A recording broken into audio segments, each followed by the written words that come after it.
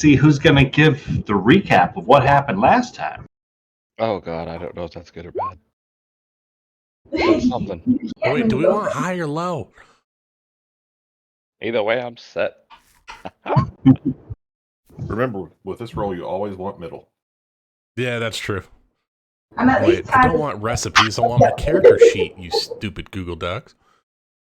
If I have to give the update, Seneca has to give half of it. Ah, no. Yes. You don't want my updates, that's for sure. You don't want to be one of the extremes.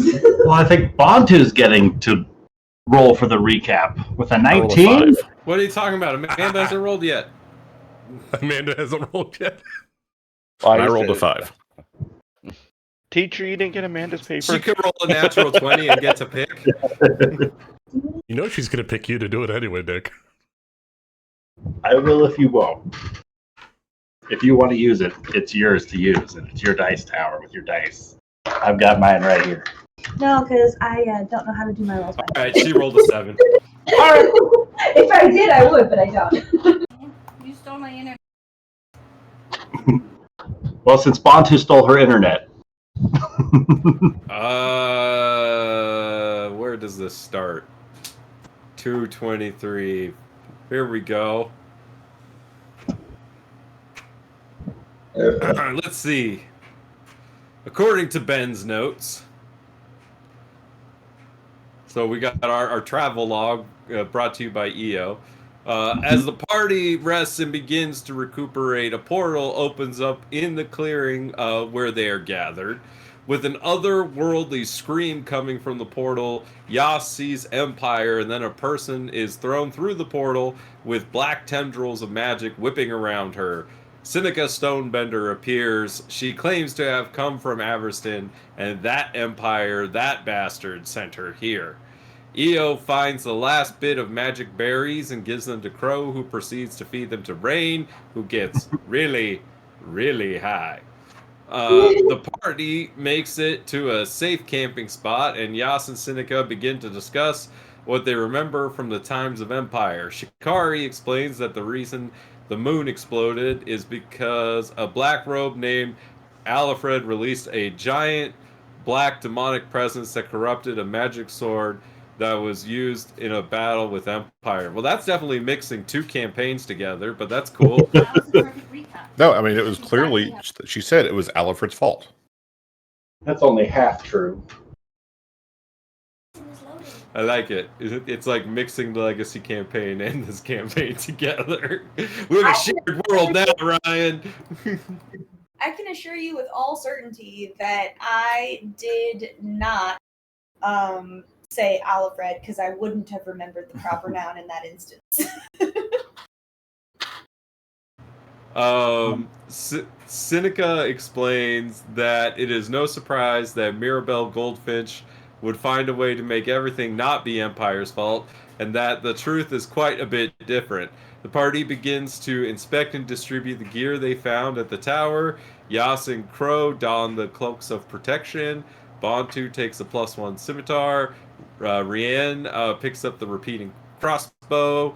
Eo makes a necklace out of some leather cord and ties the Pearl of Power into it, and he gives it to Crow. During the night, Bontu hears a troll boar screaming and romping around the woods and comments that those things are really going to come back to bite us in the ass. After waking up the next morning, most of the party gets into a debate about the morality of killing or not killing the goblin prisoner. Meanwhile, Crow and Eo are having a heartfelt discussion about trying to protect each other and the importance they have in the other's life.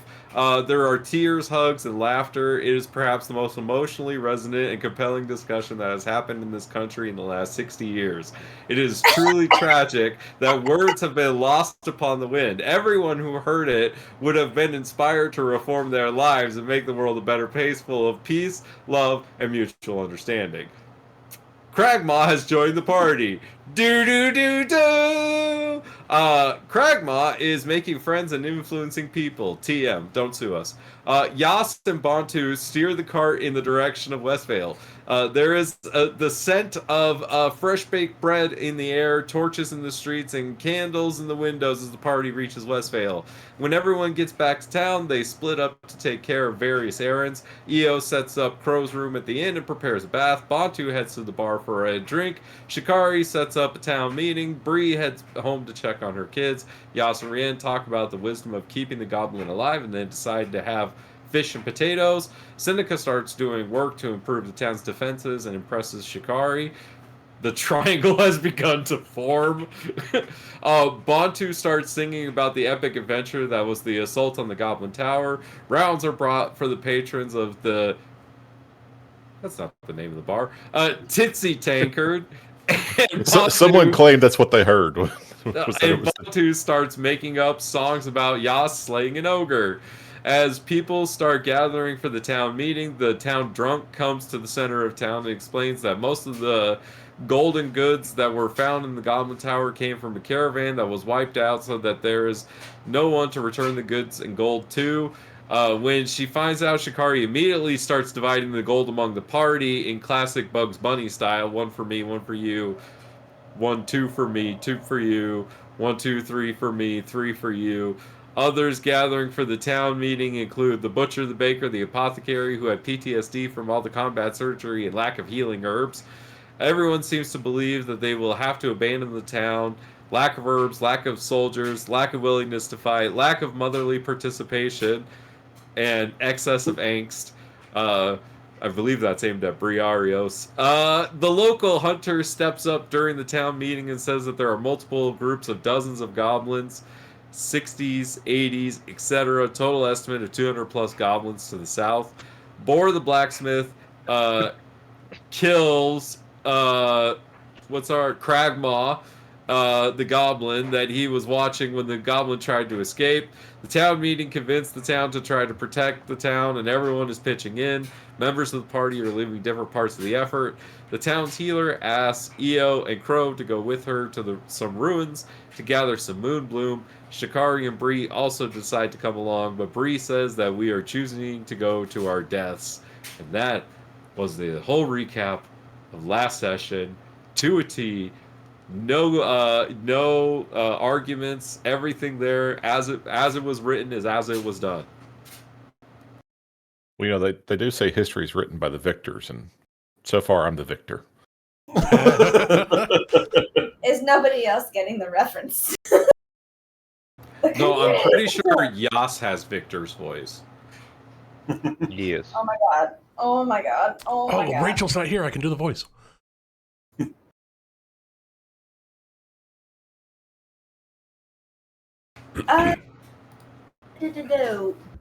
I might have simply forgot. I cannot tell at this point. The whole divvying up of the gold thing, that never happened. I would never do such a thing. You know, you were starting to like try to decide who should get what, and I just thought it was funnier that you were doing the Bugs Bunny thing. And Bantu started just being like, "Oh, we're going to give it to everybody." Well, yeah, no, that's the thing. Is like I feel like my whole character it has been like, let's defend the town first and deal with all of this later. And so I'm wondering what departure from my personality, like what happened? Did I like officially have one too many where I was like, and let's start throwing gold at people? Because why would I do that in the middle of a battle plan? So now I'm wondering how much of the recap is like liberal interpretation and how much of it is It's all fake. do I not? Because that's weird. So sorry if I did. My character shouldn't have done that. No, you. To be clear, you didn't do any of that. But the history books say you did. You got to remember, the recap is in Io's perspective. That's what I'm saying. I don't believe anymore. And like, I'm willing enough to doubt myself that I'm like, shit, did I do that? And I just don't remember. Like, it was a week ago. I know. This is the note of the person who walked up to the meeting as it was ending. Okay. About what happened. Clearly can break the fourth wall, has fourth wall breaking powers, and thus can influence the story. It's just how it goes. Oh my god. I mean, Anyway, If it history- sounds even sort of like someone's trying to make a joke, it was probably a joke. Well, no, that's why I was like, did I really do that? Like, maybe I don't know, but I don't remember doing that. And if I did, I'm so sorry. I Okay, anyways. like your characters. My characters, Yeah, when I I guess- have one too many, end up trying to kill themselves. Oh. They don't try Well, to kill I mean, themselves. I've They only just successfully ignore done it combat once, Ben. mechanics. There was one of the lines in the recap was a lack of motherly participation. So I mean, he's taking stabs at everybody. Oh yeah, yeah. Well, no, that was because his Bree's daughter was all like, "Oh, you're going to leave us here? You're going to run off and do something else and leave us to fight? Well, screw that! I ain't fighting them." Actually, it Yeah. occurred to me that in the absence of the blacksmith, probably Briarios would have been the best person to lead that town meeting because she lives there. Her family lives there. She was there. I was there. She was there. Yes. Bree has also said numerous times, "I am not a leader." There's more intelligent people that could do this. Leader unless there's an active fight. Yeah. Tactical. Got four to look out for. Which is actually She's a kind of why I fighter, not a thought. lover. Well, but that's why I thought maybe she she'd does a take lot the of lead loving, man. at the town meeting because it's about planning for a fight to defend the town where her family lives. Yeah, she did. She was like, "I trust you to go get alchemical things for the things that are going to be hard for us to deal with." There you go. I'm Ah. just being self-conscious. Like maybe I should have handed her the mic more. You know. Nah, you're good. I was so sauced by the end of that session anyway, I wouldn't have been able to lead shit. Fantastic. I'm surprised I made it to the keyboard, to be honest.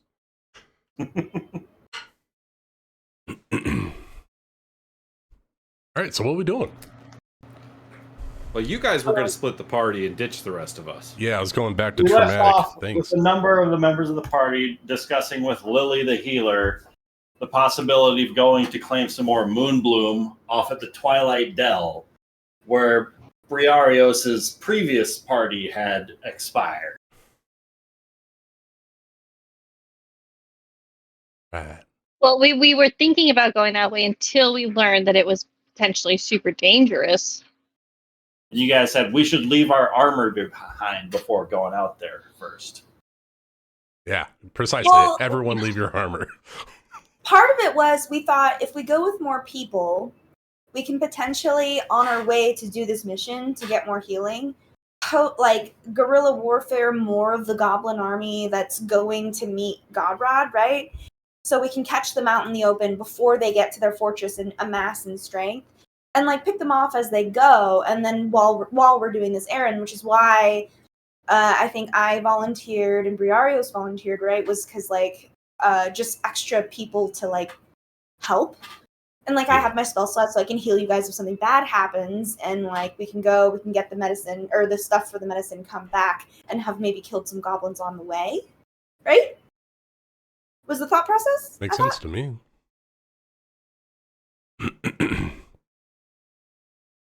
That, or we try to be as stealthily as possible so we don't anger the undead and the goblins that might be at the Twilight Dell. Stealthy, but if we encounter a goblin troop that we can like pounce on, we should totally do that. Yeah. But with And only half of us, I wasn't sure because Briarios went with her entire group and pretty much everyone died. So I don't know if we were super enthusiastic about splitting the party and going somewhere where it's like, yeah, you'll probably die. Oh, but that was pre-level 1 Bree. This is level 3 Bree. What's the worst that could But happen? this is also Crow who almost lost EO version. So no What, super like you almost eager. died last session or something? You know, just when someone's like, hey, there's a lot of dead guys there. Maybe you don't go there because they're not like the normal dead that just walk north. They're like the dead that try and murder you. But if you're stealthy, that's fine. And Crow learned she's not stealthy, and it's not fine. You just gotta practice with me, that's all. Maybe what we need is a cost benefit, because I think the question, like we haven't really answered, is how much healing potion could she make before an attack happens? Would it make a difference? Is it worth the risk? because that's the only reason we'd be going out, right? If we agree that we're not going to go out all together and snipe off some more goblin parties, like, the only real, like, the goal of the excursion is to get an ingredient for healing. How many can we make? Well, any Well- healing would help, but if we could do both at the same time, that would be really great. But that involves splitting the We party. need all of us, yeah? Well, I feel like these are conversations we should have in party, in groups, in game. Yeah. Then we can ask the NPC these questions. So, Lily, you heard all that. So, what do you think about the situation? Well, I think so long as we have proper enough supply of ingredients, about 4 hours worth of brewing of the moon bloom should be sufficient enough to whittle it down to its ingredients, and that essence I can brew up into a healing potion. Wait, just a single healing potion? Well, I mean, how many moon blooms are we talking here? Well, how many moon blooms does it take to make a healing potion? I'd say about 3 bushels worth of moon blooms Oh, shit. for a sufficient healing potion. A sufficient healing potion for what? For one person, if they're direly hurt, or for multiple people? For the type of bottle that you might find on the shelf of an apothecary at a greater variety status. So it would be Oh, a a good, single- greater healing. Ooh. A single potion, yes, but of a more potent variety than your common healing potions. I mean, don't get me wrong, healing is essential, obviously. But this time, I'm not sure if it's worth the journey of almost death to get a single healing potion to fight a massive army, whereas we could just really buckle down here and become, just reinforce ourselves. Maybe even try and, I don't know, like, it just as much fun as it would be to go and collect flowers, because that sounds quite exciting. When you brought up the undead, that just drastically changed my perspective on how fun this is going to be.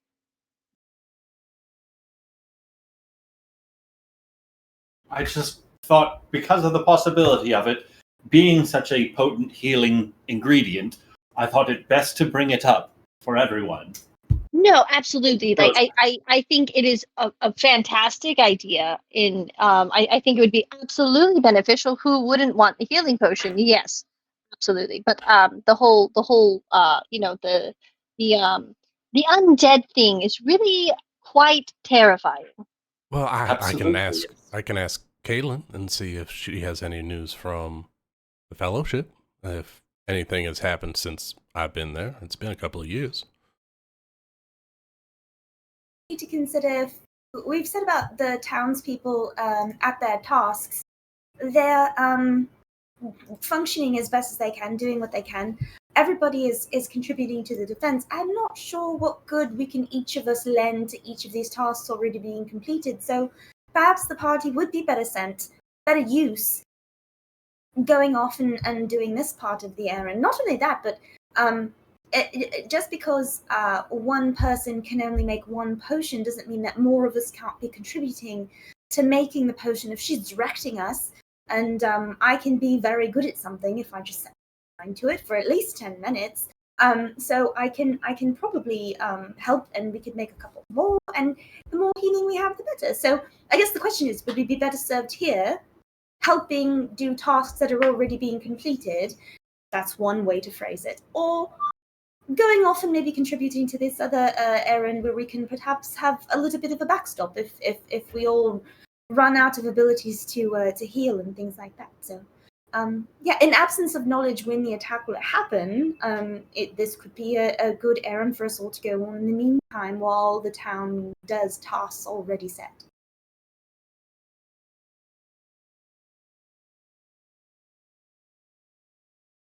Lily, is there any other herbs that we might be able to gather for maybe a lesser vat of healing potion that we might be able to make more of and distribute amongst the people?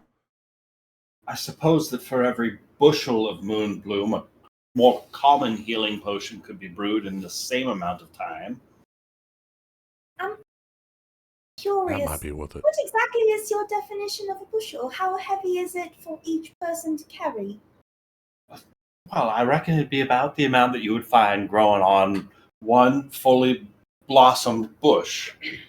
Oh, that's what you. A bush. Oh, I see. So someone could easily strap it together and attach it to their rucksack, for example, and carry it on their back.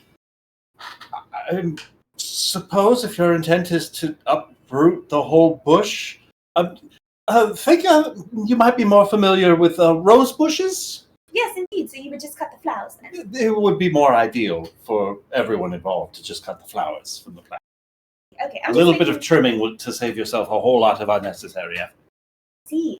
Okay, so that we could get far more and carry it back easily and be able to make more than one potion out of But it. I suppose if your intent is to prevent anyone else from ever acquiring some moonbloom, then uprooting them would be to your benefit. That's actually not true. If you uproot a plant, it will actually continue to grow because it has been growing there natively, so the seeds are still there in the plant. There's actually quite a bit of debate whether when you harvest a plant, you should uproot the entire root as a method of actually taking the whole thing, but then leaving some in the area, or if you should actually just take some of the flower and will it still root and will it be better. It depends on. However, the area. moonbloom would take more than one ordinary season before its next harvest. Absolutely, but I suppose that would depend on your expertise on moonbloom. Well, I will say one thing we know for certain is that I have the most experience at carrying bushels of things on my rucksack. So if we're going to go, I think I should go. Perhaps we should approach the rest of the party and see if they're willing to help. Because Eel, if you're going, I'm going to be right by your side the whole time. Chikari, you can't be, you and Lily for the whole town, you can't be the only ones with the ability to heal. But we have to be able to spread that around. As dangerous as it might be, I do agree, Chikari, that we need to get the rest of the group looped in and get the game plan going. But I think that we should be able to, we should have the ability to heal many people. We can't just survive on pure force of combat. You know, we're going to have to be able to regroup and then reattack. So having healing available, it's needed. I think I know roundabout where Seneca is. I'll go fetch her and see if she wants to help. Bree will call out real loud, "Hey, all y'all that were with us earlier, why don't you come on over here? We gotta talk about something." I'm gonna look at her and I'm gonna kind of like have sort of Shakara's eyes are gonna kind of get kind of dewy. She's gonna, that looks to you, darling. Well, we gotta make decisions fast. Something you doing? Oh, God. Yes, Zug. Zug. Does Yash show up as well? Are you still cradling the body of Cragmo? Oh, I'm disposing of said body. I figure I'd be done now. How would you like to dispose of Cragmaw? Don't put it in the water, I swear to God. We'll just go find a nice. We'll bundle it up. I imagine. Boar's got some cloth and rope. We'll bundle up what we can and go bury it out in the woods. Yeah. So you're just going with Boar and Cragmaw in a sack out to the woods? Is Boar gonna help me bury him? I figured he was doing his breakdown. He is very much doing his breakdown. Then we're just gonna we're gonna clean up everything around him and not really talk to him. Just like keep it real quiet and let him do his thing. Yastrev, while you're there at the blacksmith, just putting Cragmaw into a sack and like tying him up and preparing yourself for this journey, you see Boar just like keeps grabbing the occasional weapon off of the rack and just throwing it down into his cauldron that he just keeps stoking the flames on and making the flames a little bit hotter. And it's starting to get like uncomfortably warm in the blacksmith shop. And Boar is just continuing to start melting down more and more of the weapons that he's already finished up across the walls. Boar, what are you doing? Well, maybe these, they weren't perfect. They need more work. These things aren't ready. I'm not going to have my work get put out there at more inferior quality to get more people risking their lives. I'm a blacksmith that's known for making horseshoes. I shouldn't be involved in making weapons. Are you destroying your weapons to make better weapons, or just destroying the weapons? Well, first we've got to break down with the material that we have available in order to make something new. Oh, didn't we just bring you more material? More material, yes, but not enough. Always in need of more. Perhaps you're making your way out from the looks of things. Perhaps you can bring back some more ore deposits of your own. Okay, if I... it was already packaged from me. Do you need me to mine it? No, Or go pick it up from your supplier? There should be a delivery somewhere along the southernmost road. I don't know what's holding them up, but they're several days delayed, and that's causing a number of problems. For the number of orders that I'm already falling behind upon, and to be delivering this inferior quality material at a time like this is just simply unacceptable.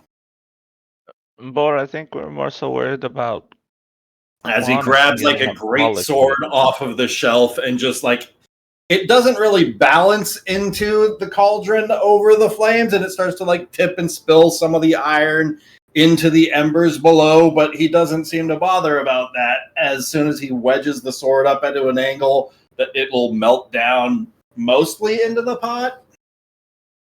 So, Yastrev isn't as great of a people person, but he does know weapons. Is Boar just breaking perfectly good weapons? I mean, yeah, like all of the weapons that you've seen put up on display on his shelves are all like functional weapons. Not only is he breaking good weapons, he's having a mental breakdown as well. Please stop him, because even if he can make better weapons, why would we not perhaps hang on to these ones? Stop him! Is there a bucket of water nearby? I mean, there's the one bucket back by him, like next to his anvil, meant for quenching whatever project he's hammering out, cooling off that metal. I mean, you've got a hand handy. Boar, you need to stop. I'm going to douse the flames now, and I'm going to head towards the bucket. You're going to feel a very strong grip extending in your direction. If you'd like, go ahead and give me an opposed athletics or acrobatics check. Oh shit! Or He's I need possessed, you guys. to stop. That's a crit. That's a crit. Yes. Oh, that's wonderful. You feel more like the whole of his arm kind of wraps around your forearm as he tries to stop you as your arm goes for the bucket, but you pull free from his grasp. As like just the soot that's covering the palms of his hands is enough to allow you to just slip free from his grip.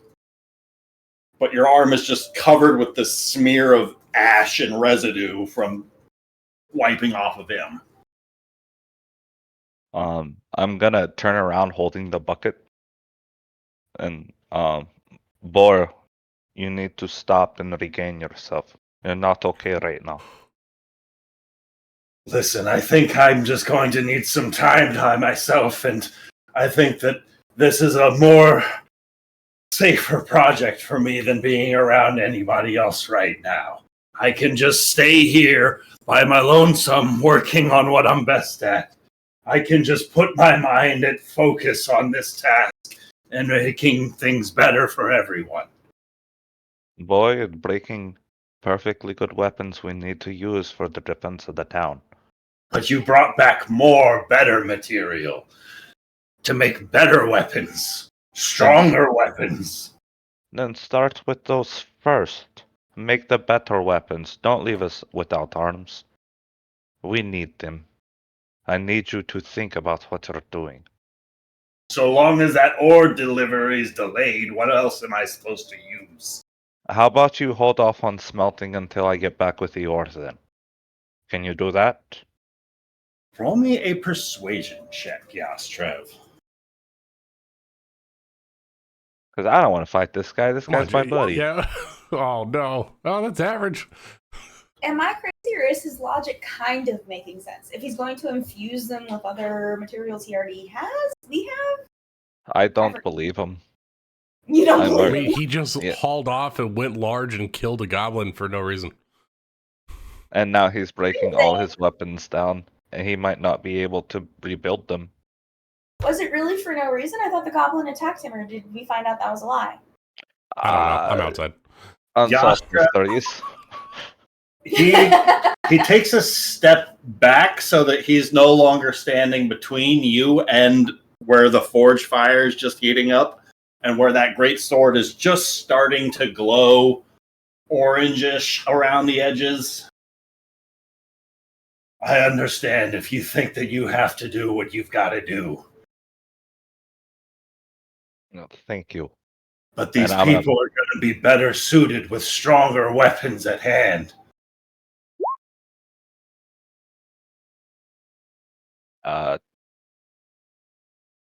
Insight check? Can I? Sure. Oh, this guy hasn't slept in like a week either.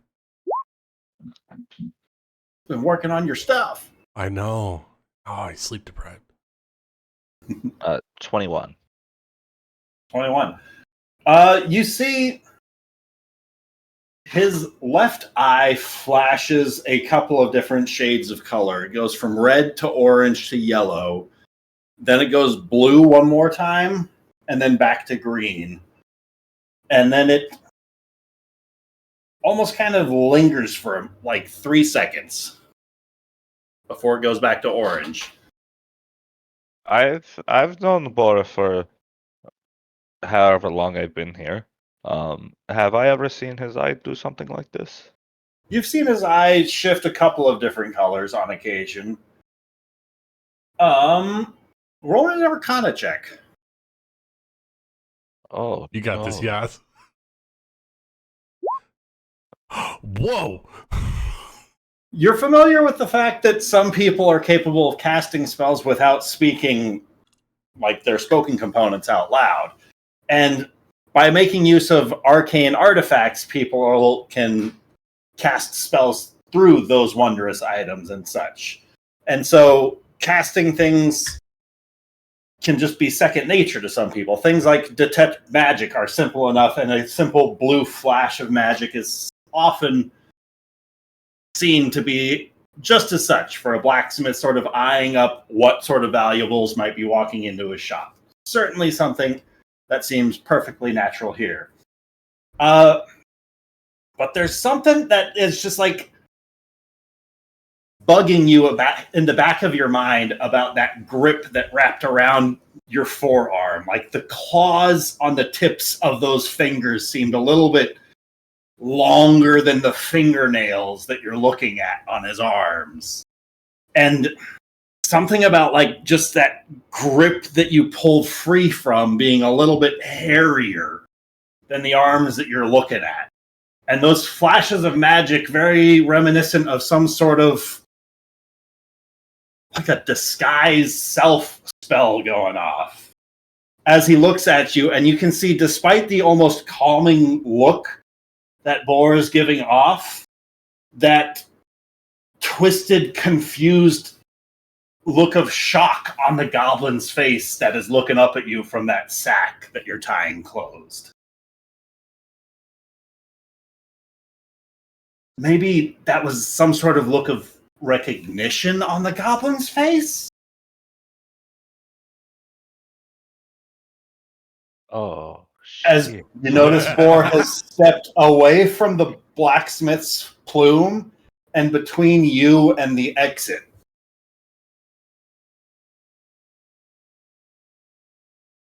I'm gonna throw the bucket of water on him. All right. I don't know if that'll do anything. He might melt.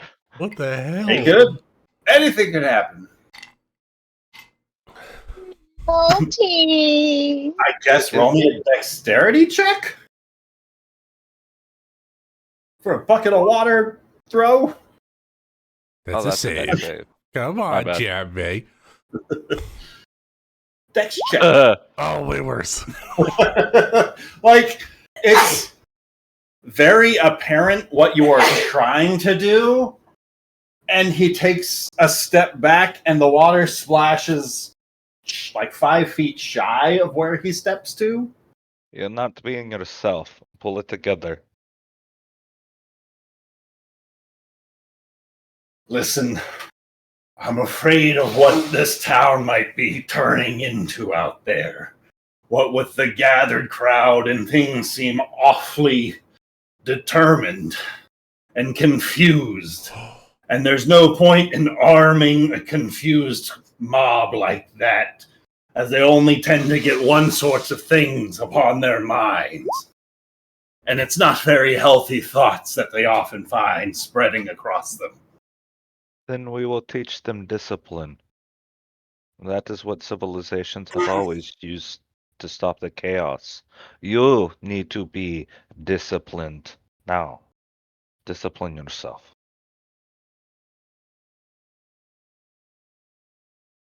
We can do this. You can do this. I do not know what's going on with you. I do not know if you who you truly are. But I hope you're the man that I've known for the past couple of months. A man who brought people here to help save this village. Maybe I misplaced my faith a bit too soon. Listen here, Mr. Yastreff. I wanted you to know, did any bit of that javelin feel insincere in your grasp? At any point, have any one of the weapons I've armed you or your party with failed you in any way? No, in fact, they have saved my life. And yet here you stand, telling me how I'm supposed to do best to defend these folk that I've been known for months at a time now. You're destroying the weapons. I'm making something stronger.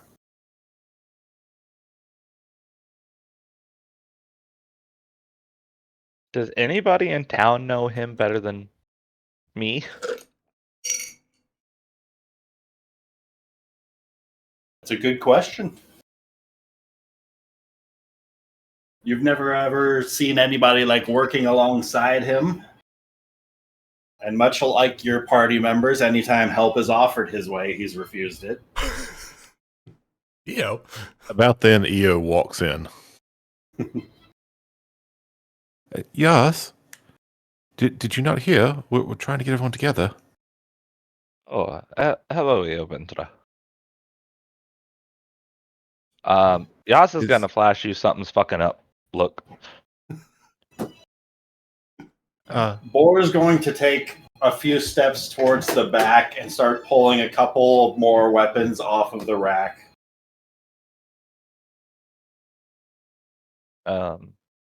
EO's going to try to read what the glance you're giving him.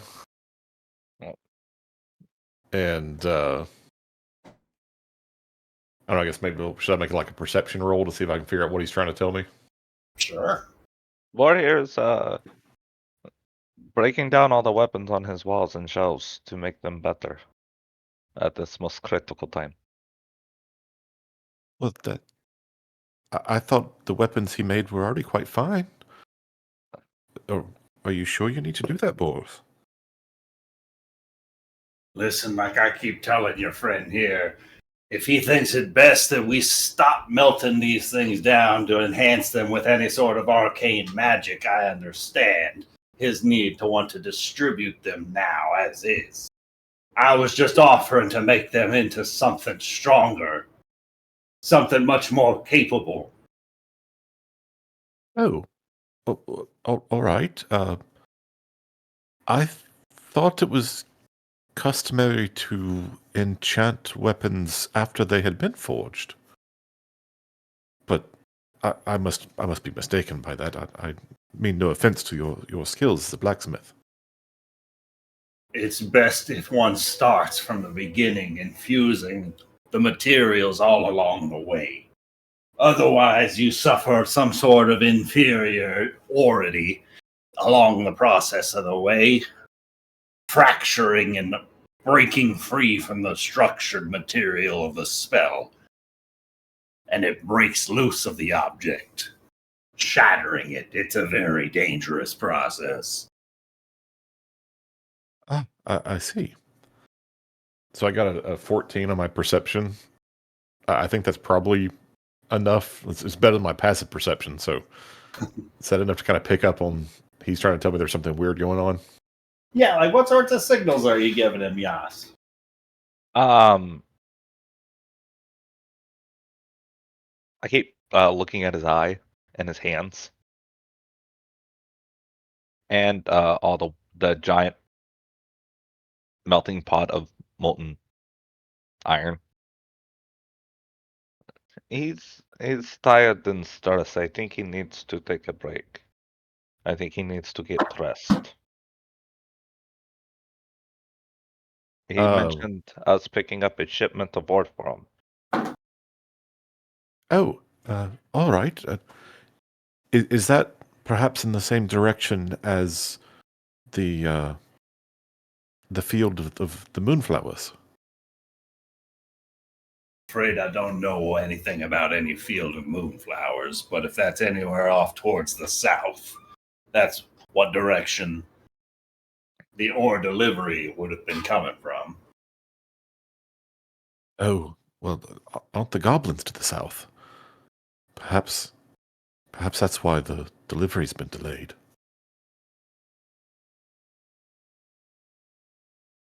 And certainly explain a number of things.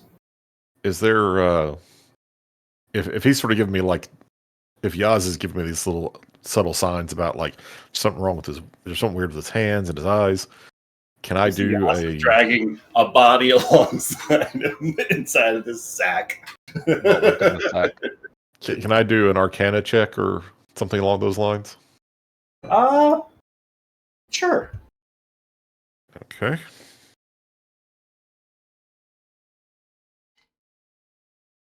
Yeah, it's only a 7.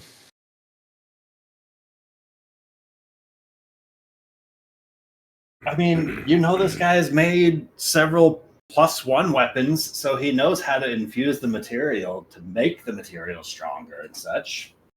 I know that the water's been cleansed and purified. So long as he has the material, he's supposedly able.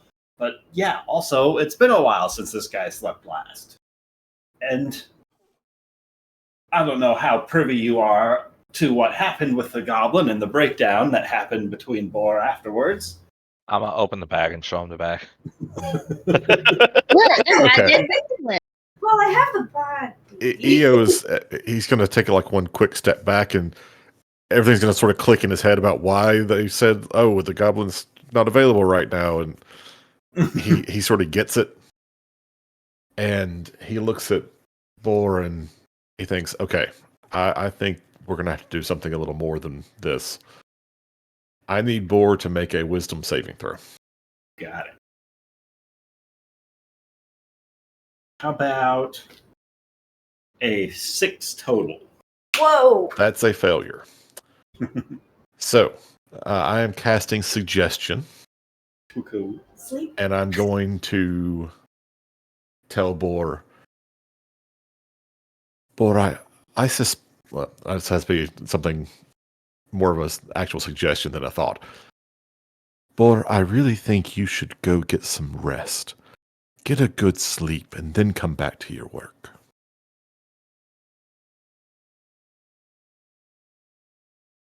Boar just kind of sets the two weapons down from the shelf that he pulled them from, just places them onto the floor and just clattering them to one side or the other.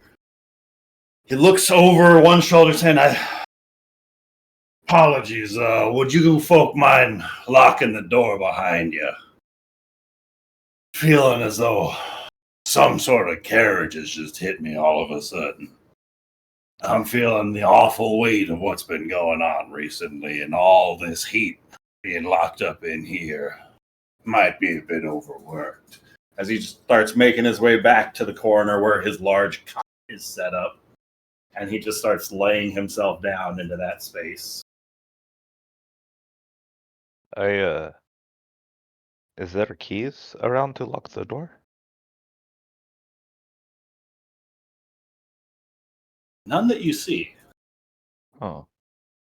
I'm going to grab the empty bucket and go fill it with some water and then douse the flames. Go. And then close up this shop. Yastrep starts putting the flames out. And hiding the body. And once Bor's asleep, I'm gonna whisper, Yastrep, what were you trying to say about, was it his hand? Or he did something to his eye?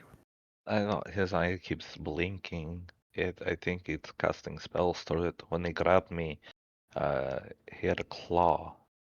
But after I let go and his eyes blinked, it was gone. I don't believe that's what he actually looks like. But I'm not one to judge. It's more so of the problem of and I'm gonna look down at the bag. The the dead goblin. Yeah, that. And then yeah, so hopefully he's better after some sleep. Well, I mean, obviously something happened back here, but what? Did he kill the goblin? Yeah. Rian found them, and then I came Why? in. He says the goblin went for a weapon. And he does have some scratches on him.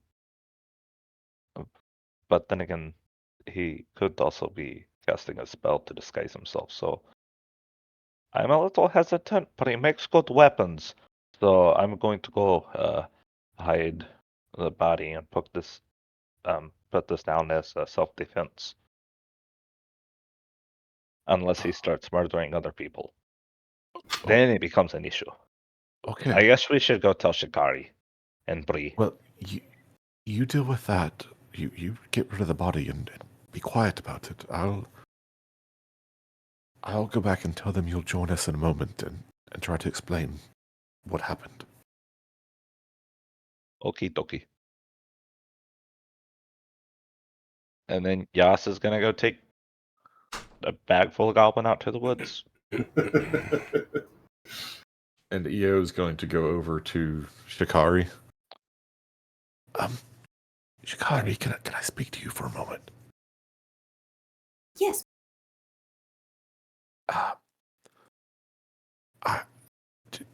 Do you know what happened inside the blacksmith shop?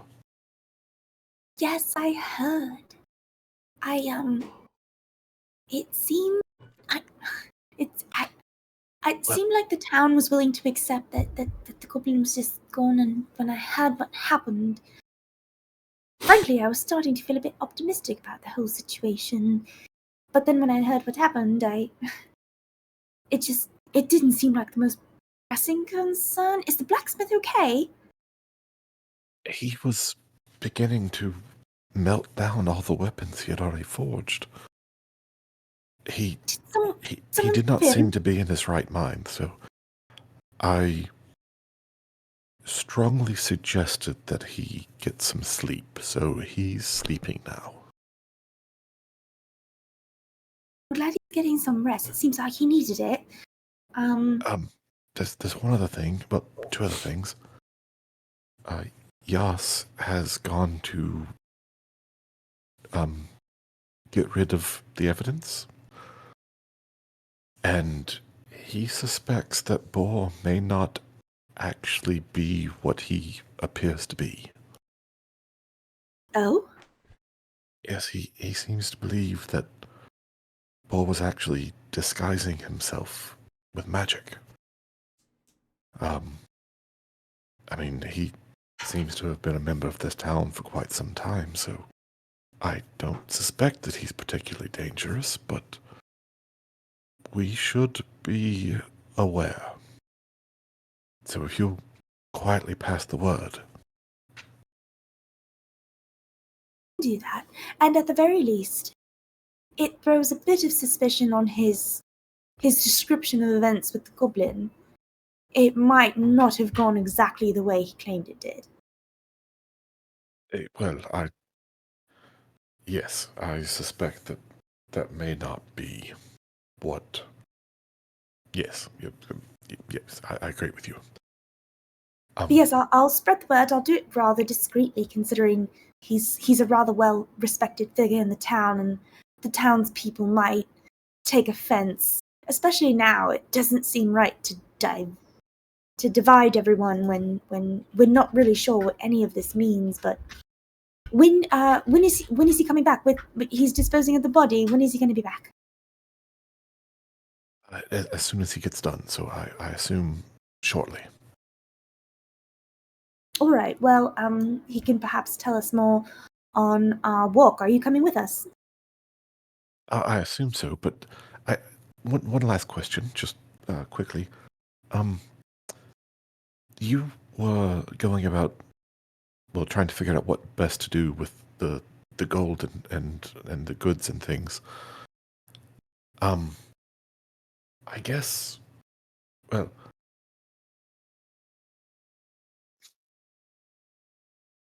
I just want to be sure that the mistress is well taken care of out of whatever is done. That's all I need to say.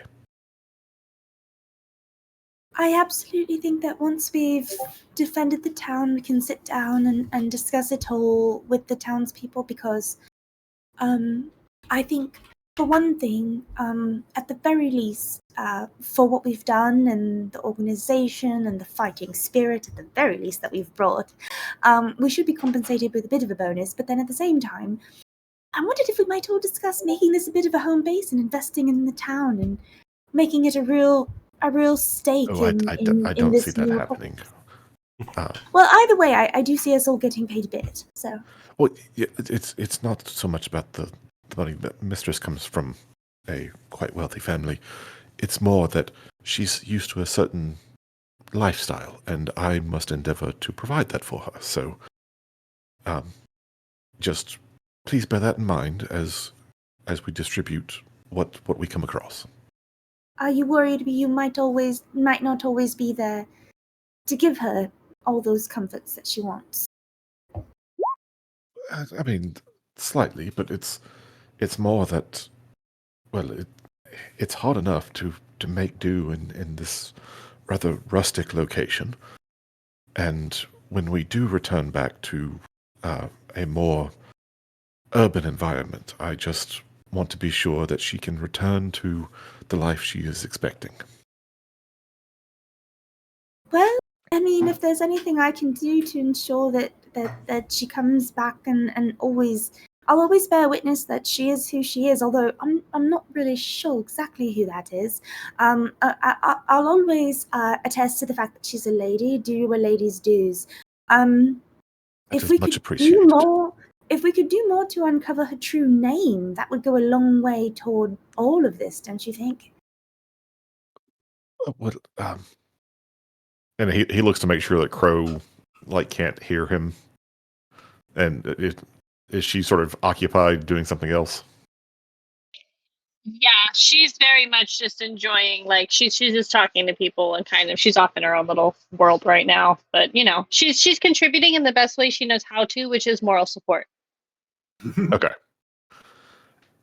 Well, her name is no particular mystery. Her name is Mistress Yaga Crodir. The difficulty is that for some time now, it is as though she can't hear her own name, and she doesn't seem to understand that, and so she just sort of brushes aside any mention of it. But she is the youngest daughter of the Crowdeer family. I see. So, what you want, perhaps, is for me to help her remember, or I'm just trying to understand how I can help. I can do all I can to, research and maybe cast some spells and see what's going on. But It's not that. It's that. Well, I won't draw her bath you for seem her. to If have. that's what you mean. No, you seem to have taken on somewhat of a leadership of our sort of motley band of adventurers, and I just want to be sure that her ladyship's honor and reputation are protected. Treat her with all due deference. Mind you, I think you'll all due quite a bit of respect and quite a bit of comfort. I'll do all I can to provide that for all of you, and I hope you consider me a friend. I do, and I must say I appreciate your leadership. You have stepped into a challenging role, as our group is, well, it's made up of some quite interesting characters. If anything, I've made a chore wheel, but I appreciate your kind words. But I must be getting back to the mistress and make sure she doesn't need anything. But yes, y'all should be joining us soon. So Yes, and I'll spread the word about your suspicions discreetly among our party. And will you all be joining us on the hunt? Is it coming for herbs? if the mistress agrees, so yes, I do think it would be wise of us to join you, but it is her decision to make. Of course. I'll see you here in a bit. Hopefully. Fingers crossed. And Io goes over to Crow. She's already dead. Oh no! Boar's over, standing over her. What have I done? I was eating some grass and turns out it was the wrong kind. I fended for myself for 5 minutes. I have marked that Eobendra has to maintain concentration on that suggestion. It'll last up to 8 hours. So he's going to try to make sure that Boar doesn't wake up. A little distracted, whatever he's doing.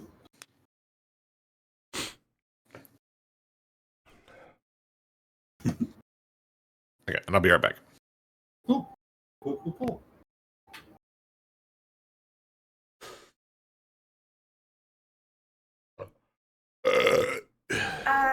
Shikari's gonna walk over to the rest of the group who's here. Who's kind of gathered for the herb hunt? Who's all there? I know our tokens aren't really kind of everywhere, but is everyone kind of within earshot? Yep. Or most of us anyway? I'm here. Yep. That's a majority. I just came back. Ugh. Why are you all dirty, yops? I was digging a hole. Oh, trenches? That's not a bad idea. Yeah, trenches. You poo. I will say you Yas ever did poo? say a little prayer for the goblin after he buried him. Oh. Now I feel bad. Don't feel bad. You don't know what happened. I was out of character. I'm sorry. Well, perhaps you're the best person to deliver the news then, now that most of us are here. I think everyone who has already heard is either not here or here, and yeah, this is going to cover the rest of the party. Yeah, so Bora said the goblin tried to break out. He grabbed a weapon. Bor grabbed him. I believe he twisted his head all the way around. That was the cause of death, right? The head twisty? Yeah, that Yeah. definitely was what did it. Yeah, that'll do it too. You know, there's Yeah, really not. that was pretty much my assessment too. Um, Bree, Vora is going to strain her neck to try and hear this conversation because this is all the juicy details and bits of what's going on. Antu's gonna put his hands over her ears. This is not for youngsters. Thank you, Bantu. I can't reach her ears, so I couldn't do it myself. I appreciate it. Afterwards, I cleaned up. And then as I was leaving, Boris started to break down all his weapons in a giant pot. I asked him what he was doing. He said everything had imperfections. He was going to take away all the imperfections. I went to go grab a bucket. He grabbed me. And he grabbed me. It's like he grew claws, or I saw through a spell for a moment or something. He's very tired. He's been up for days. Not saying that excuses the head turning, but Bender came in and suggested he should go to sleep. And apparently he's very convincing because he just did it immediately. Neo has a silver tongue. It's really easy to listen to him. But Such a calming voice. Boris helped the village. I think he has an issue with large crowds of unruly people because I think that tend to I think that might have triggered him. And I also think he has a disguise on. I'm very curious. Like a hat? No, like a magical spell. Well, who do you think? Why? I don't know.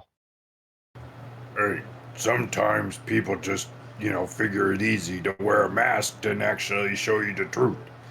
Which, sometimes that be true.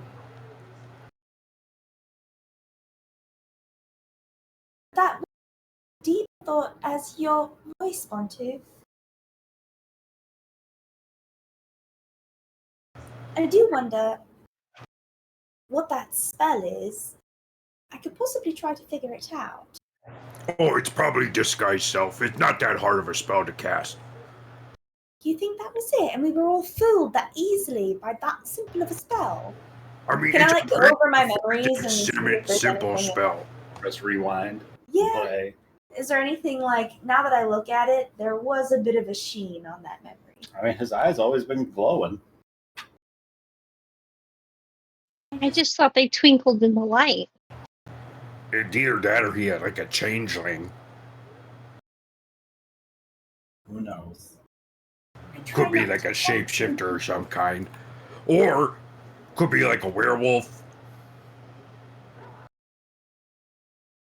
I mean, no matter I'm betting how werewolf. he looks, does it really matter? Because he's been helpful to us, and does it matter that he doesn't look like the way he says? Like, what if he just has some weird, deformities and he's embarrassed about it? I understand that totally. I'm not body shaming, but it does raise the question. If he's being dishonest about this, it's a bit suspicious. It might be nothing, as you said. It could just be the equivalent of uncovering a blemish or that sort of thing. But it does raise the question: is he maybe who he says he is? Hey, we all got a past. And sometimes you want to turn over a new leaf. And if that means putting on a face and being blacksmith in a small town, that might mean what it means. He's really big. He's really big. He also brought us here to defend the village, and he's made us these weapons for free to help defend this place. I think he Incorporate this in our well of knowledge that we have about him. There's what people say about him, who he says he is, and what he does, and what we see, and we can use that to inform our opinion of him. But at the same time, just maybe be aware, keep a wary eye open, and perhaps don't go scampering off alone into the woods or something. I agree. I've known Bora for quite a while, and I think that's a problem that we can put up on the shelf and reassess later. He is currently helping the town. He hasn't given us really any indication that he's going to do anything to hurt our little settlement here. So I think that he needs to rest. He's been working nonstop since you all got into town, to be quite frank. And I think that just needs to be put to bed for now. And we have other pressing matters at hand. If we couldn't just, I'm very comforted by the fact that he's asleep, but I wonder, Bree, darling, Bree's there, right? He just talked. I'm wondering if, we couldn't perhaps, I know Vora's quite young, but couldn't she maybe keep an eye out? And if he wakes up and starts acting suspiciously, perhaps, alert the village guard, and then she can send them to maybe subdue him if needed, if anything happens while we're away on this mission, if we decide all to go on this mission together. Is that an assignment we could trust her with?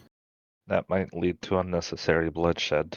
If those guards come in and they find something they don't like, and he starts twisting their heads too.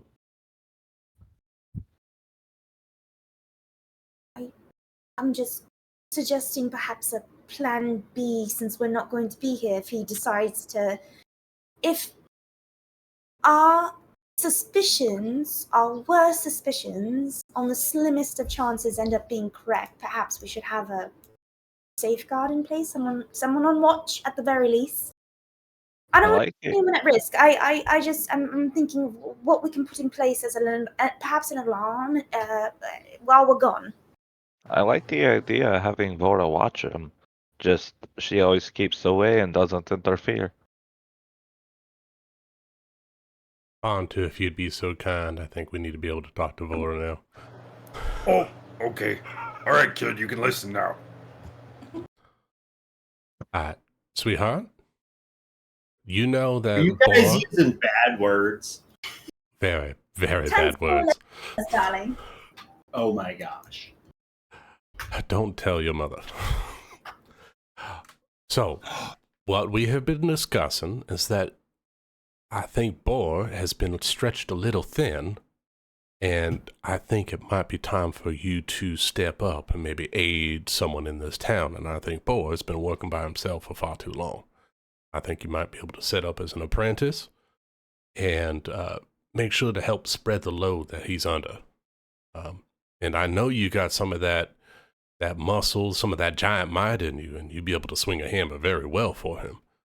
And I think it would be very helpful to the whole town, and it'd be a very respectable position for you to step up and maybe, prove to your this mom is that what you can I've do been things. telling Nalia for forevers.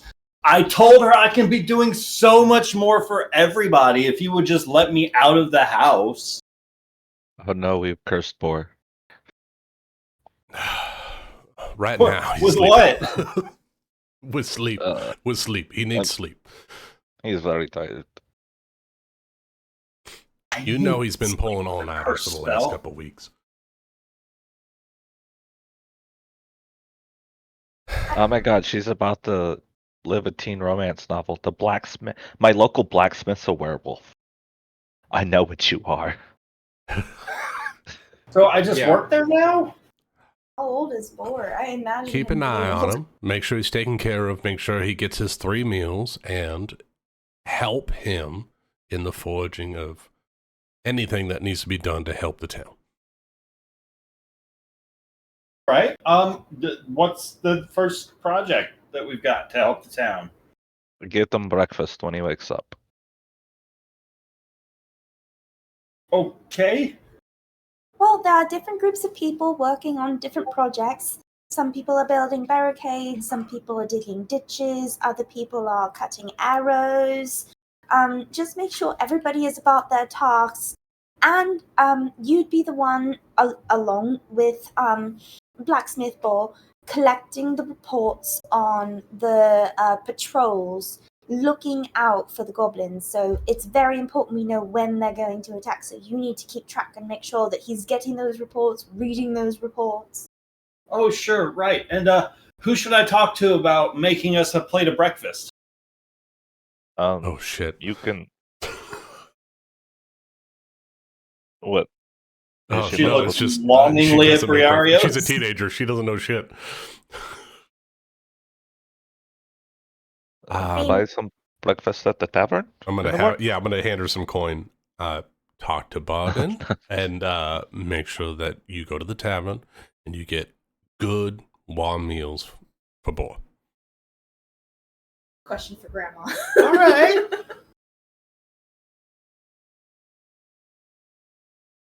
Now, do you think you can handle all that, Bora?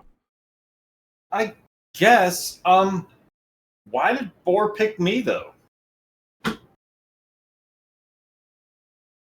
We picked you for him.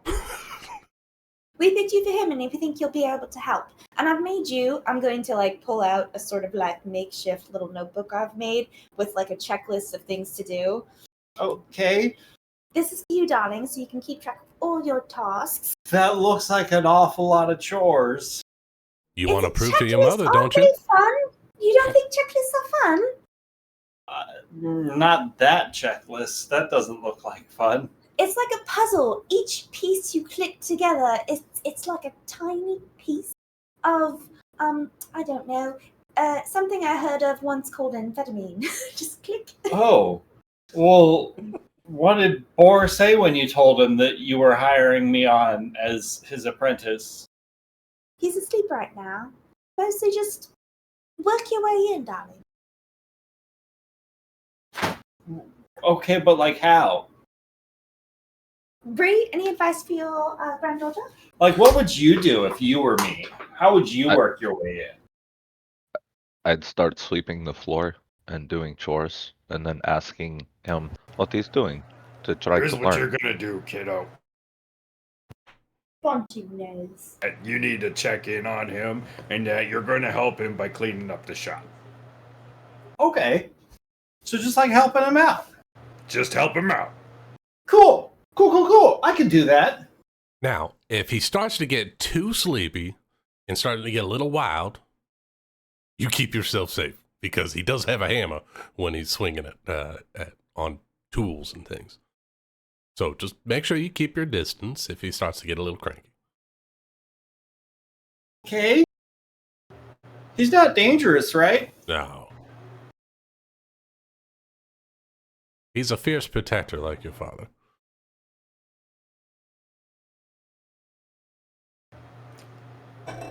Brings around to head off towards the blacksmiths. Okay, so where are we going? Bontu, I need you to protect me from Nalia. She's gonna kill me if she finds out. Oh, that, Oh, okay. I did not know we were that kind of friends. Huh. Oh, we are I now. will try. You're an accomplice in this, Bontu. We gotta survive. Oh, that being said, you called us all over. Where are we going? Oh, right. We were talking about the moonbloom flowers. Lily, over here, the healer, You says, want to go pick flowers? For healing potions. Oh, that's to how supplement Chikari and the other healer that just disappeared. I don't know where they went. Lily, to help, Lily? and you. She's right there. Like literally right here. Ryan's moving things on the map and I got lost. Sorry to confuse you. I stepped over here. I'm very short and you stepped right in front of Bontu and I thought you disappeared. I apologize. No, I'm just behind him now. Oh, there you are.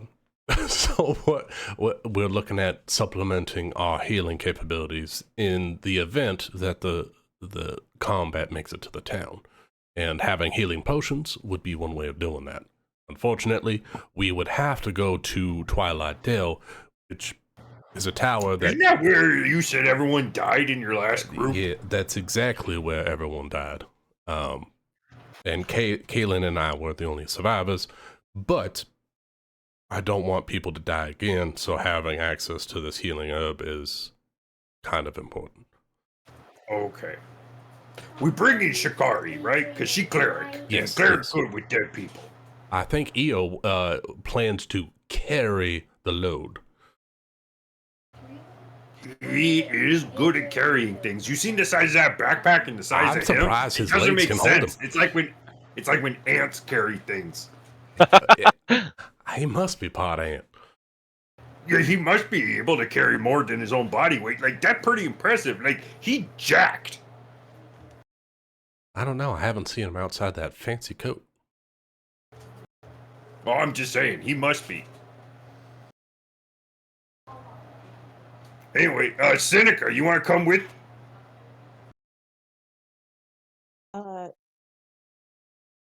Sorry. Oh, no, you're okay. I just figure, since we pull you out of portals, like, you stick with us. Yeah. We got to keep an eye on you. It seemed like, what's the word? Fate. Oh, like, fate has thrust us together. Sorry, I'm trying to find the voice that I had for her. I think it was Irish? It was slightly Irish. A little bit hard. I must remember it being kind of angry. Angry Irish. Hard. That's coming out Swedish Chef. Oh, God. I thought this was honestly kind of I don't have much else to do, perfected so- an accent for her, did you? A little bit. A little bit? Okay, maybe I'm wrong. All right. I suppose I shall come along as well. I can't imagine that I can do much more around here. Cool. Which way are we going? I believe the Twilight Dale was northwest, right, Ryan? It is east. Oh, it's east. Sorry. Straight fucking maps. Straight west. Let me. You know what it is? Kaylin had the map the last time that we went to the Twilight Dale. Maybe we should get a hold of her and she'll give us the map. Hey, what? Oh. Rien is northwest. Okay. Yes. Oh, you're all under there we go. Hey. All right. West of Westville. It's to the west. To the west of us. To the map stuff. Do I recall, Ryan, how long of a journey that was? There and back again? Oh, probably like 2 days. Good. All right. I think that we should convene with Kaylin to see what the latest reports are from the Fellowship, to see where the goblins are, and if we actually have 2.5 days to make this work. Yeah, but the scouting party just left. So that was okay, sorry. I was distracted by this flower over here. It was blooming, it was beautiful. But that was kind of something that we were talking about before we decided to go on this, was do we think it's like, obviously health potions are super fantastic, but we really have no idea on if we can get there and back before the goblins come. So it's kind of just a shot in the dark. So if we want to go, that'll be fun. Like I said, flowers are fascinating. I think it'll be a lot of fun. A little terrifying because, the dead guys. But yeah, there's no way for us to really know if the goblins are going to attack while we're gone, the second we get back, or anything like that. From what I understood. Absolutely, that's absolutely true, Crow. Worst case scenario, that's what happens. But I think our logic has been that since we still have villagers reporting that they have seen parties of goblins still traveling toward the stronghold where we think they're gathering their masses, that as long as there are traveling bands of goblins, they're not going to attack until they have all of their troops about them in mass. So I think hopefully, okay, worst case scenario, I'm wrong. These parties of goblins have already had their orders. They're on their way to where they need to be to attack. But given the length of time, the fact that it's been maybe a day since the smoke went off, I imagine and I'm hoping they're still gathering their masses in the canyon, and they won't attack until they're all gathered together.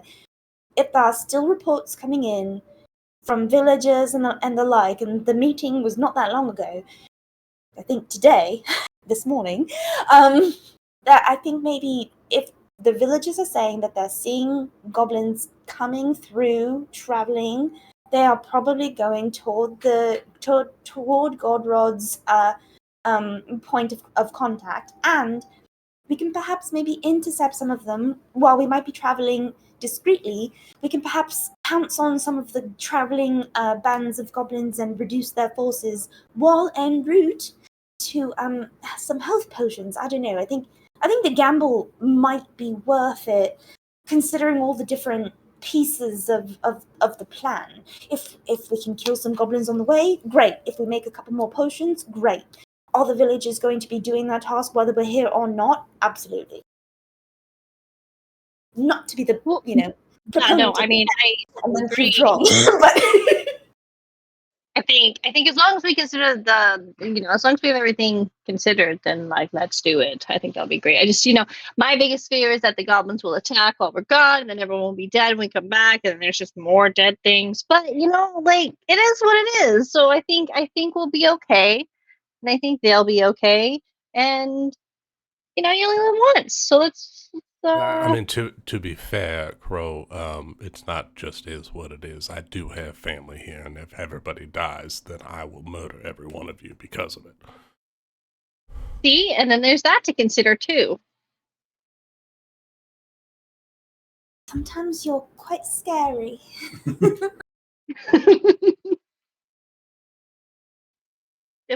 When I said it is what it is, it isn't like, oh well, sorry, everyone's dead. But it's like Just want to make sure we're on the same page. No, I don't want everyone to die. Like that's not a goal. The sooner we leave, the sooner we can get there, the sooner we can get back. That's a really good point. Crow's gonna kind of go and like stand a little bit closer to EO. Just I know that we handled a small battalion of goblins over the course of a couple of hours. We did not have enough healing to go around by the end of that small skirmish, and we're talking about a legion. I'm willing to risk it if we can get there and get back as minimal fighting as possible so we can stay fresh for the incoming attack. Well, if I might make one suggestion, I do believe that a significant part of our problem with the lack of healing in our prior fights was that we sort of ran into the middle of a really large group of them. Perhaps if we truly set up ourselves in a defensible position with cover and attack primarily from range, it would be much better. EO, weren't you and Crow in a defensible position on the high ground from range, and you still almost got killed? they had snipers. Precisely. This is not going to be a safe battle, no matter which way we look at it. I do appreciate your opinion, though, EO. It is very valid. But I do think successful battles. Sorry, go on. We did do much better when we were on the hill. I mean, yes, there were other ranged combatants, and we had to deal with them, but it was much better than when we were on the flat ground just trying to hide behind a tree occasionally and charging into the ogres. Or the ogre. You're not wrong. You're not wrong.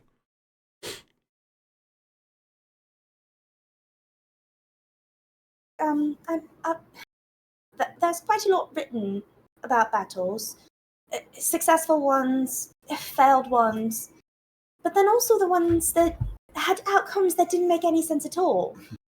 And I think what we need to do is hope for the best, plan for the worst, and expect a few surprises, and also rely on a bit of luck. And I think we're going to need luck, because judging by the numbers of goblins we're talking about, it's going to need a lot. Which is why I think options are best virtue.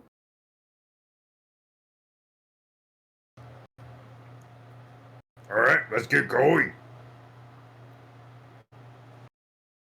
Yeah, the sooner we go, the sooner we get back, the sooner Bree's family doesn't die. This is a great idea. All right, very well I then. have a Is there feeling I'm anything going else? to die either way when I come back. We die, Whether like by if we goblins or by my or daughter, I they don't know. die, But like I think this is for the best of the town. Then. We all trot off to certain death. Da, da, da, da. Westward we go. What ho! What ho! Who would like to roll me the survival check? Who's leading the party? I got a +4. I don't know what you guys got. plus is 0, so I should definitely be in the lead. Crow's pointing north. Yes. Just the way the dead. I see in our future we might be dead, so eventually we'll have to go north, anyways. I'll go first if anybody wants to aid. Amanda. That's fine. I'm surprised for you. Look, we're just gonna try and be a little realistic sometime. So Briarios with Shikari assisting for advantage? Sure. Sweet. Does that mean I roll too? Or both of you roll, sure. Yeah. Let's see who's better at it. Yeah. I rolled a 13. Total of 13. Oh. You guys know. Dirty 20. Dirty There 20. it is. Much better. That's You're my familiar with the better. route there, as you've probably dreamt that route. Well, I've had multiple many times, dreams of and that particular journey, yes. You've probably dreaded the eventual trip of that return that you knew was going to happen sooner or later. And as you are making your way out from town, towards the edge of the border of Westvale, you see one of these scouting parties circling around from nearby, and among them you see Miss Duskvale. As Kaylin kind of breaks off from their group and runs up to meet Briarios and Shikari, who are in the lead of the party. She drops her bow across her back and lets off a friendly wave. Hey, don't suppose that a lot of you bring friendly news then? It's not unfriendly news, Caitlin. We're heading back to Twilight Dale to get some moon blooms for some healing potions. You're heading back already so soon? Yeah. So you fully informed this lot of what happened to the last group that we took out back there? They know the gist of it, yeah. You warned them about whites and all? Maybe not the specifics, but yes. Just remember, folks, if you're walking straight forward into death, you should best be as well informed as you're able to be. Every bit of the truth counts, Bree. I know. I had intended on telling them. But since you're so much more informed than I am, Kayla, why don't you explain what a white is to them? Sorry, what? Monstrous No, sort no, of fellow. they said white, not what. Not a color. Undead creature. They're Thanks, sort One, of two. general of sorts amongst the undead, capable of commanding a whole legion of sorts. Point any sort of direction, and the undead nearby will jump in that direction. They're capable of controlling undead. And something particular about that Twilight Dell in particular, the ruins of that old fortress has got them digging, I suppose. Quite interesting. I've always wondered where their orders come from and toward what they tend.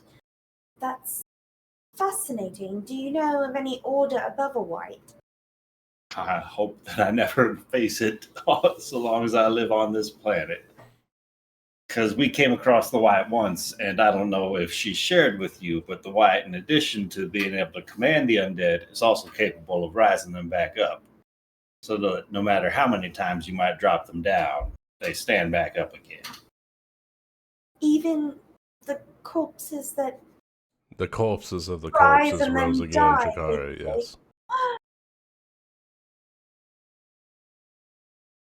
But I do think that this is as necessary as all. I think it's worth the risk, Caitlin. I think that we absolutely have to have some kind. We have faced so many goblins and undead to the north that it's not enough for just a handful of people to be able to heal. I think we need to have enough to go around. But so you're saying that though the goblins, the live ones we encounter on our journey, will be the least of what we find at our destination in the undead. I'm just saying, you all look like a more than capable lot of fighters and all. I don't mean any sort of disrespect towards your abilities or not like that at all. What I mean is, if you find yourselves out towards Twilight Dell and that Wyatt remains at Twilight Dell, my best advice for all of you is to run as fast as you're capable. I only wish we'd have received the No same. one hit it. Yeah. It's a dangerous place with enough undead that's buried there once upon a time as is, rising up to this day from wherever beneath they were buried in that tomb. That crypt's a dangerous place for any living soul to find themselves about. And you wouldn't go there, I wouldn't advise it. but you wouldn't go and help us. I would not like to go back to that place, no. I'm not liking to go either. I'd much rather be sat up in a chair with a muffin and a cup of tea and a book. But here I am. I think perhaps your expertise and your abilities would be best served at our side. Do you want to come? I reckon my skills and expertise are best routed elsewhere. Perhaps searching through the trees for what remains of any goblins might be traveling their way southward. Rumor is god rods gathering all sorts of wicked souls that way. Once they gather in number, they're sure to start marching. Any idea when that might be?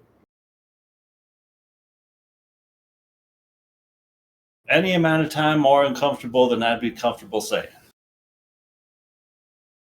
That's an incredibly infuriating answer, but quite cute.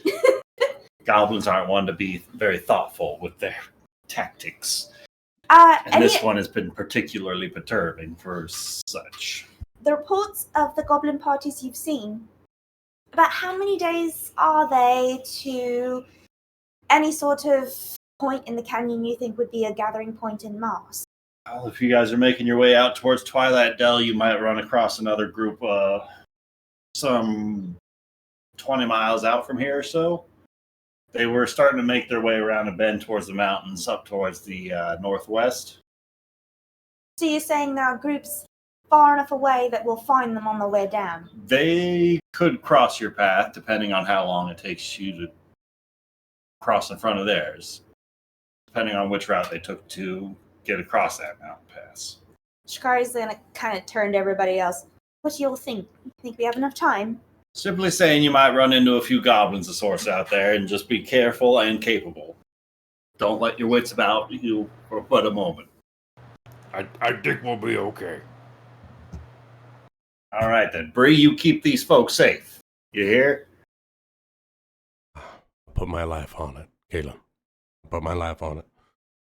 We'll come back safe and we'll have plenty of healing for everyone in town. Good, because as I recall, you still owe me 3 drinks for saving your ass on that farm. I do. A lot more than that, Caitlin. A lot more than that. I'll add that to my journal. Bree will go up and grab her forearm and pull her in close. if you could, please keep an eye on Vora and Nalia while I'm out. There's some strange things happening about town, and I'd hate for something to happen to them. All right. Any particular wreckage I should know that I'm stepping in front of? Boys have been missing sleep and acting very strange. And Nalia's just being Nalia, and I'm afraid that she's going to be very fierce when I'm away. So You say blacksmith boars being strange? just a little bit. I How haven't so? seen him like this, but he's a little erratic, on edge. He hasn't been sleeping, and quick to anger, and he's throwing away his hard work. And I know everything that he crafts is. He says he just makes horseshoes, but everything that he's made has been masterwork quality, as far as I can tell. Think he's safe? I don't think he's safe from himself. I'll add him to my patrol around the end of the night. Thank you. Just keep an eye. Vora's keeping an eye as well, and I know that you've been talking to Nalia and Vora when I'm away, so just watch out for him if you would. Word's honor. Thank you, darling. Well, I think we best get going so that way we don't get captured, caught up by too many goblin patrols. Recommend getting out there while the sun's still high. Don't be scouting around the Twilight Dell after dark. No, I want to hit there at first light so that way we have full day to do what we need to do and get out of there. Y'all be careful now. She's going to make her way back towards the scouting party. And the party is off. God, I need a drink. Fucking stressful, man. So which All direction the are we stress. heading? West. Towards the Twilight Dell. Where's the dale? That map.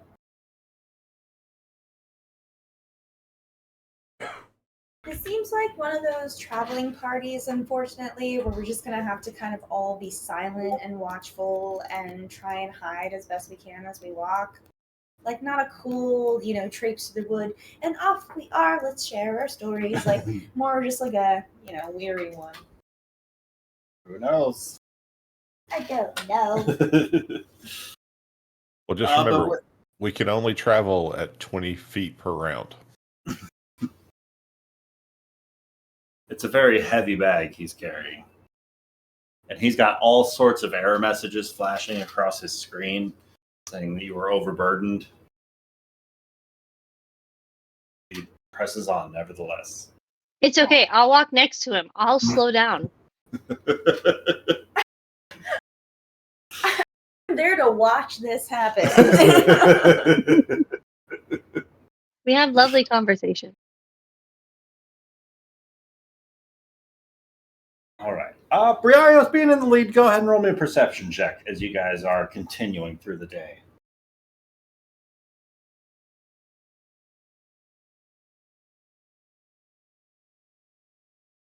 Unless you're muted. She just said BRB. I don't know how recent that was, but She went to go get a drink after that conversation.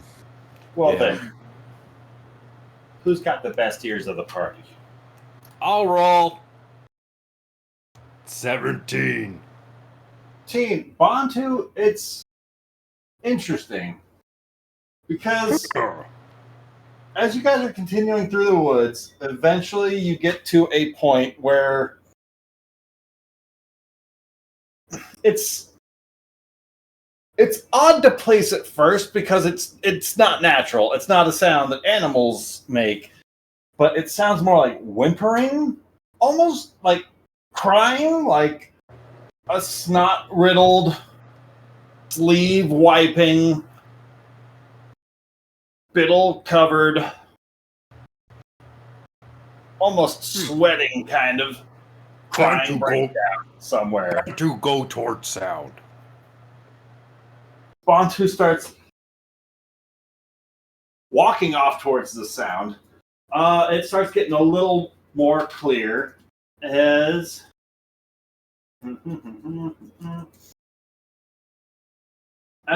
Bantu, you reach the edge of this forest. You start to see what looks like a small stone shrine containing what looks to be some sort of a lantern almost on the inside of it.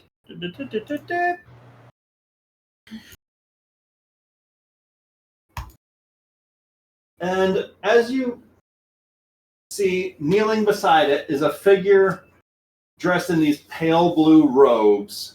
He looks to be a dwarf of some sort, and just spittle and tears just washing down the front of his face and just making a mess of his mustache and beard, as he seems to be almost praying in sort of reverence towards this candle. Is anything he wearing like faction garb of any kind? Go ahead and roll me, I don't know, a history check? Survival Yeah, check? I got you. Perfect. A dirty 20. Dirty 20. No such markings of any tribes that you are familiar with. Okay. What about shrine by, the fact that he's right next to it? Do me recognize his historical context of anything in front of me right now? The shrine is interesting. There are a number of runes on it that you don't recognize. However, there are some unique marks that you have only ever seen in reference, in particular, to a fabled beast known as a unicorn. And you see some of those distinct markings across this shrine, that the candle with the wax inside of it seems to be burning down, getting a little bit lower and a little bit lower.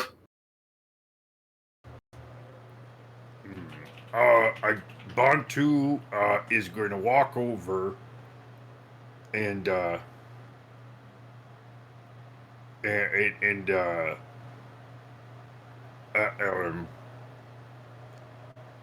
he's going to say, sorry to interrupt, friend. I couldn't help overhearing, but are you okay? He starts wiping his face a few times to clear his eyes. His hands look disgusting with what he pulls away from it, but with his eyes cleared, it takes him a few blinks for him to focus in your direction before he meets your gaze, and this confused dwarf starts to stand himself up. He takes a moment or two to steady himself, as he looks to be a little bit dizzy, but he introduces himself. Holds out like 2 palms to him, I'm cool. Greetings. Apologies. I am Warden Laurence Kimwitwu.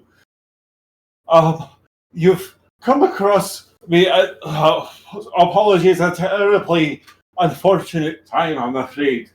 Do you need some sort of a blessing before you continue along in your travels through these woods? I mean, we're headed out towards the Twilight Dell, and kind of sounds like that place be haunted. So blessing might not be. Wait, blessing from who? I can provide such a blessing. It is one of our purposes. See, being a warden of the Bright Blade, it's our purpose to dedicate ourselves towards shielding the forests from any evils inside of it. Oh, well, that sounds like a pretty noble cause. Did you fail at that or something? Is that why you crying and I only sneezed for a second, and the candle was only out for but a moment before I could light it again. But whenever I relit the flame, that started to melt the wax, and then I couldn't get the wax to stop melting. And now I don't know what's going to happen whenever the candle finally goes out, because normally the wax in the candle doesn't melt whenever the flame is burning. But I don't know why the flame is any different. And he just starts breaking down all over again, and everybody that was behind Pontu can hear this guy breaking down. Oh, so like the shrine had an ever-burning candle, and then you blew it out, and then you lit it again, and now it's melting, and it's not gonna burn forever? Going to know more is because I just over it. Is this like a shrine like that you wardens like normally like I don't even I'm sorry. That sounds like a tough time. Do you want help? I'm sorry. Did you guys? You said you came here because you needed some sort of a blessing because you're going to. I'm dead. I'm sorry. I'll be I honest. don't mean to just trauma dump on all of you. That's my bad. It's okay. Like honestly, we were just passing by, and the only reason I came over is because I heard you crying, and I thought, if somebody crying, I should probably at least check on them, and so So sorry that I ruined your day. Yeah, It seems to be what I'm best at lately. Who? Man, you really seem like you could use a win. Bree's gonna come up, put an arm around his shoulder.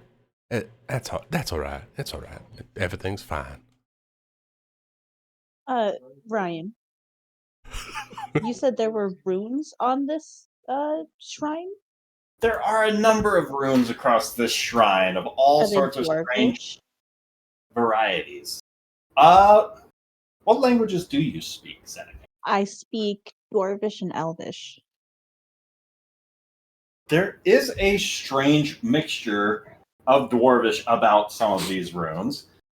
They seem to be a sort of protection, almost like a barrier spell, protecting a bright glade clearing, specifically the location where this celestial is resting, and for it to sort of foster this safe space, this clearing for this unicorn to rest for so long as this candle burns here, more or less. That the glade will be a beautiful, innocent, peaceful glade full of happiness and beautiful thoughts.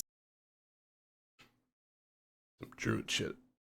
Free from the corruption of any sort of shadows, as long as it's blessed by the light.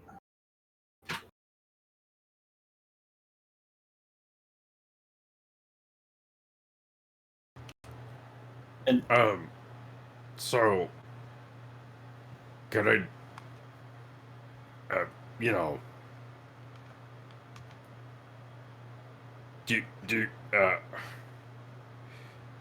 I'm sorry, Warden. It just seems like you're having a rough day, and do you need a hug?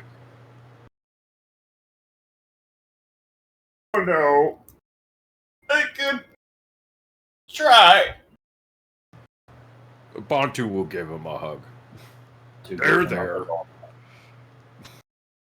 I don't know, what kind of roll do you make for Can I aid for hug? Because I was there giving him comfort. a hug check? Vibe check. I need you to describe what it looks like as you go up to give him a hug. At the very least, if you want to give advantage on a hug check. Bree's down on a knee next to this individual, arm wrapped around, big old bosom pushed up against his other side, just giving him all the warmth and comfort that she can. There, it's gonna be all right.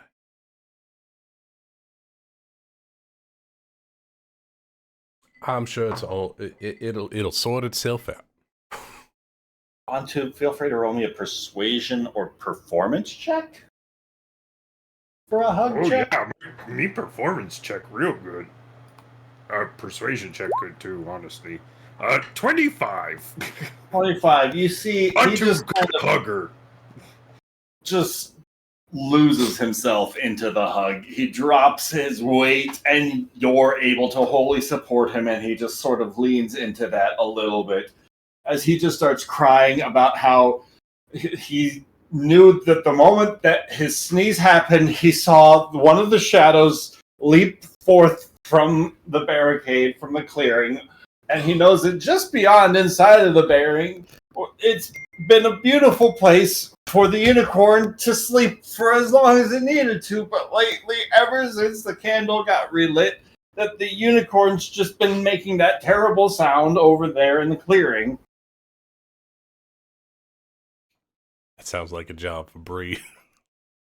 I can talk to animals. He gestures just beyond. Oh, what a majestic beast.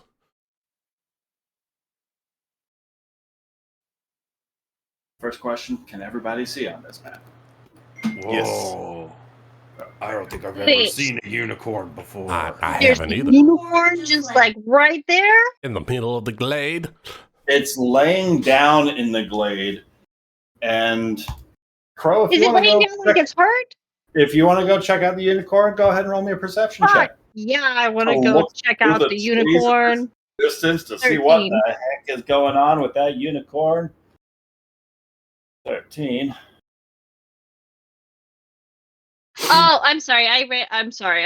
I clicked the wrong one. That was persuasion. Who do you think you Oh, are? no! There's no Guys, unicorn over there. What are you talking about? that's a horse. When you That's a see it, horse. you'll believe it. You see that? That's just a horse.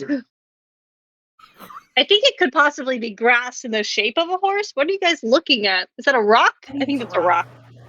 It's a unicorn. Anybody else sees in this open glade, the light seems to bounce off of this snow white coat, giving the creature lying there a curious, almost shimmering aura. As you can see, what looks to be a unicorn lying there, writhing there on the ground. You know, I heard that there's good luck to any folk that aid a unicorn in distress. It might Guys, be helpful that's for the just defense of the town. Well, okay. Well, what we need to do is figure out why the candle burning. I'm just gonna I keep want to walking. know how an ever-burning candle stopped burning. I'm slowly walking. Sorry, that is way too far. But I'm just gonna slowly keep walking because I still don't see this Crow unicorn. just sprints the shit. You guys are full of shit.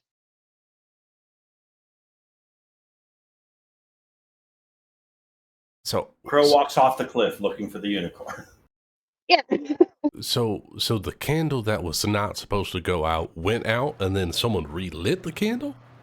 Yeah, Warden said he accidentally blew it out, and then when he relit it, it started melting. Wait a minute. How Did you sneeze accidentally to spell blow out magic? candle? You sneeze. Theo, do you see a unicorn? The answer, but I just sneezed and I didn't think it was going to blow out the candle. I didn't know it was going to blow out the candle. I didn't know it was a special candle. I didn't know that my sneeze was going to put out the magic fire. I didn't think that by sneezing in this direction I was going to be hurting the unicorn. Okay, it was an accident. Accidents happen, and I'm sorry. Yeah, but you might have fucked this one up pretty good. But I don't know what to do to make it better. Chikara and Seneca, do either of you know magic about candles? Like, is that something that he could have caused, or is there something darker at work here? It feels like a sneeze that was like a magical candle. A sneeze shouldn't have taken it out. Magic sneeze. Can me roll knowledge arcana? Well, why you guys are so knowledgeable on these things? I mean, I'm just a layman, but a magic candle shouldn't go out with a sneeze. Me support Shikari in her arcana check. I mean, I'm going to say it's not going to take an arcana check for you to know that, yep, I mean, you've seen a sneeze put out an ordinary candle. Why couldn't a spellcaster's sneeze conjure the same sort of chaotic energy that they could subconsciously use to dispel a spell? Oh god, he's a level 20 wizard, and one of his fucking mastered spells is dispel magic. He's a wild magic sorcerer. Okay, Warden. Do you have other people that? Do you have like I don't know, extra candles? So the candles aren't supposed to burn out. Oh, who put them there in the first place? I'm kind of newer in the area. I've only been here for a couple of weeks now, but it's supposed to be a few more months before the next rotation of wardens makes their way around here. The shrine was already here. It was my mistake. I didn't think that just like sneezing on a flame was going to actually bring any sort of spells or protections that were over this glade. I didn't know. If I'd have known, I would have sneezed anywhere else. Didn't you say something about a shadow moving across? Or something? I thought I heard something about a shadow moving, and then you sneezed. Shadow almost as soon as I sneezed. It's long gone now. You shouldn't have to worry about it anymore. Unicorn hasn't stood up since the shadow left, and it sounds like he's hurting an awful lot.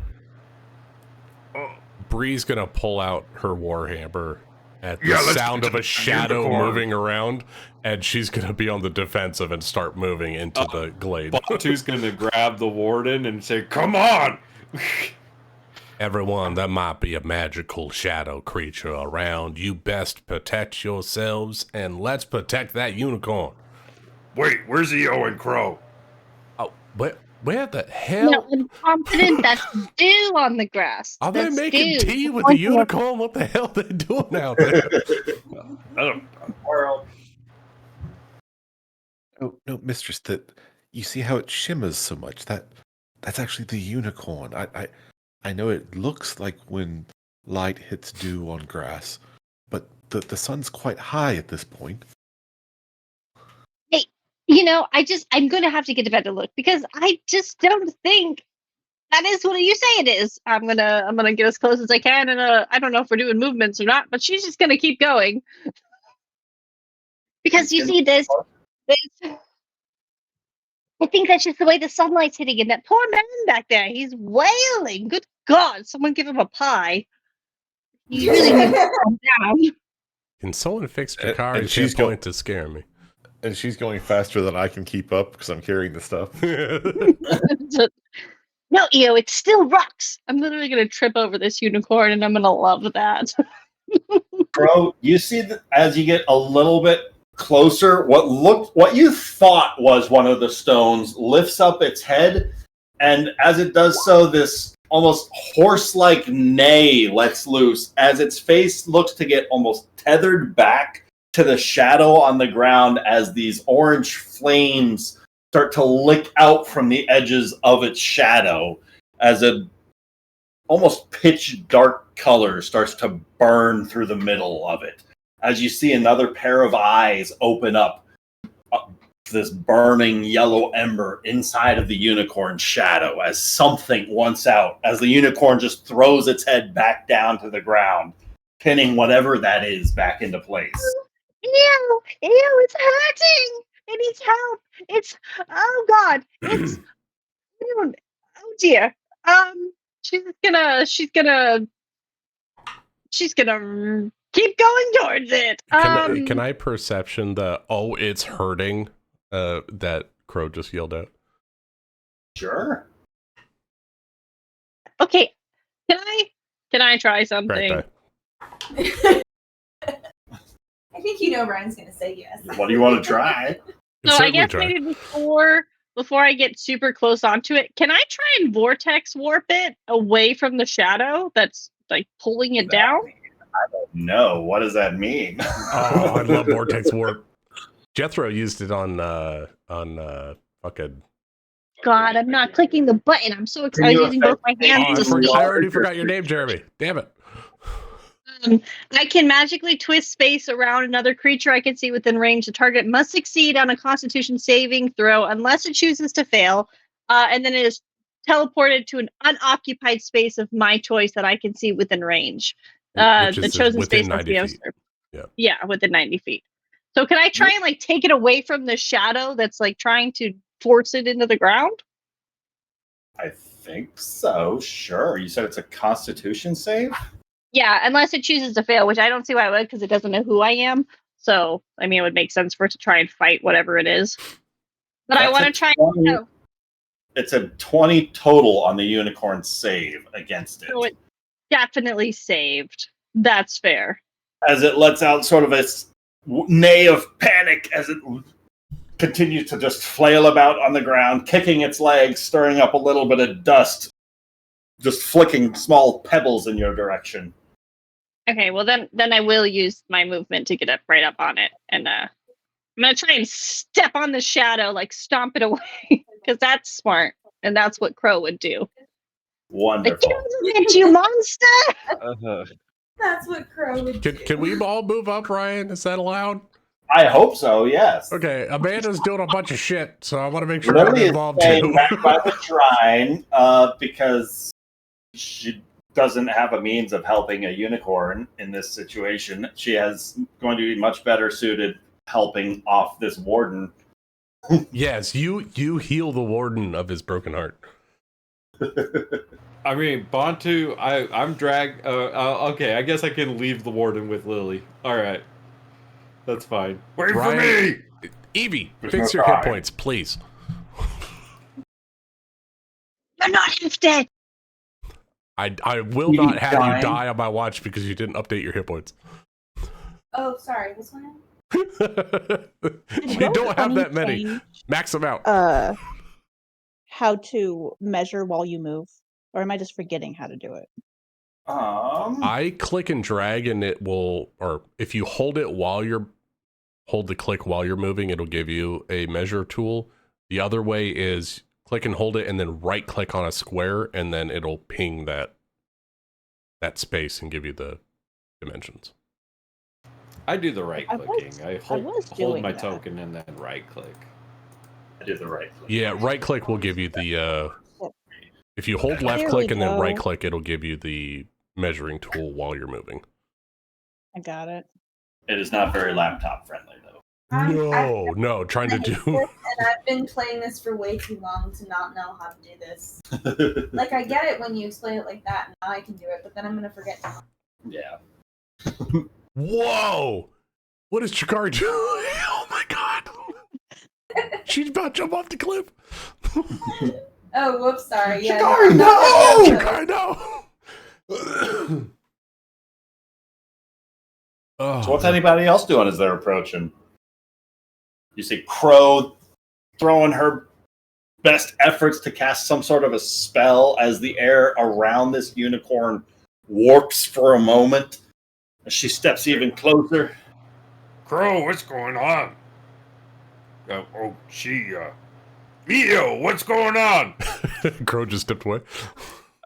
Well, not sure. Something is wrong with this unicorn. Its shadow seems to be attacking it.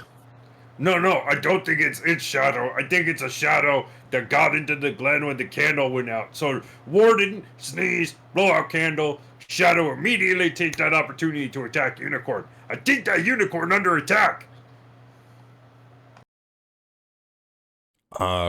Bree, excuse me. Bree is gonna enter a primal state, and she's gonna feel the ground, and she's gonna see if the heart that she wears is gonna resonate with this entity, if there's a darkness that is coming from it that she has seen before. Interesting. Briarios, go ahead and roll me a nature check as you do so. All right, nature. Not my best, but we'll do what we can. Ooh. That's a natty 19 for an 18. As you start to focus through the heart of this artifact you wear around your neck, this green glow starts to encapsulate around you. As that green focus starts to glow downwards and out through your feet, where the balls of your heels lie, this sort of green light pulses downward into the grass and the stone and the rocks, the earth around you. And you feel this almost malicious sort of this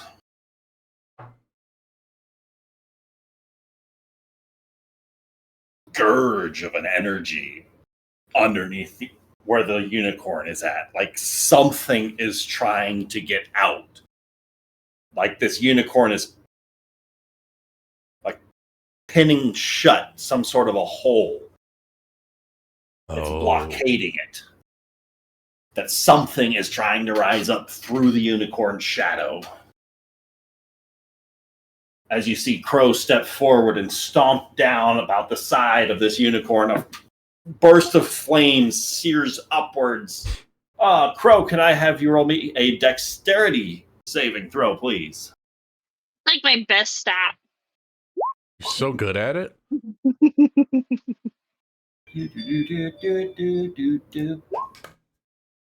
You are going to take 7 points of fire damage as what looks like something from beneath the unicorn is struggling and fighting at the unicorn. And as this small little gap of a window opened up, as you stomp down, flames burst out from it. And you hear this almost hellish, nightmarish, echoing wail of a horse that you realize that is not coming from the mouth of the unicorn, but something beneath where the unicorn lies. Where these flames. I think something He said really a nightmare. happened. That's what unicorns turn into when they're corrupted.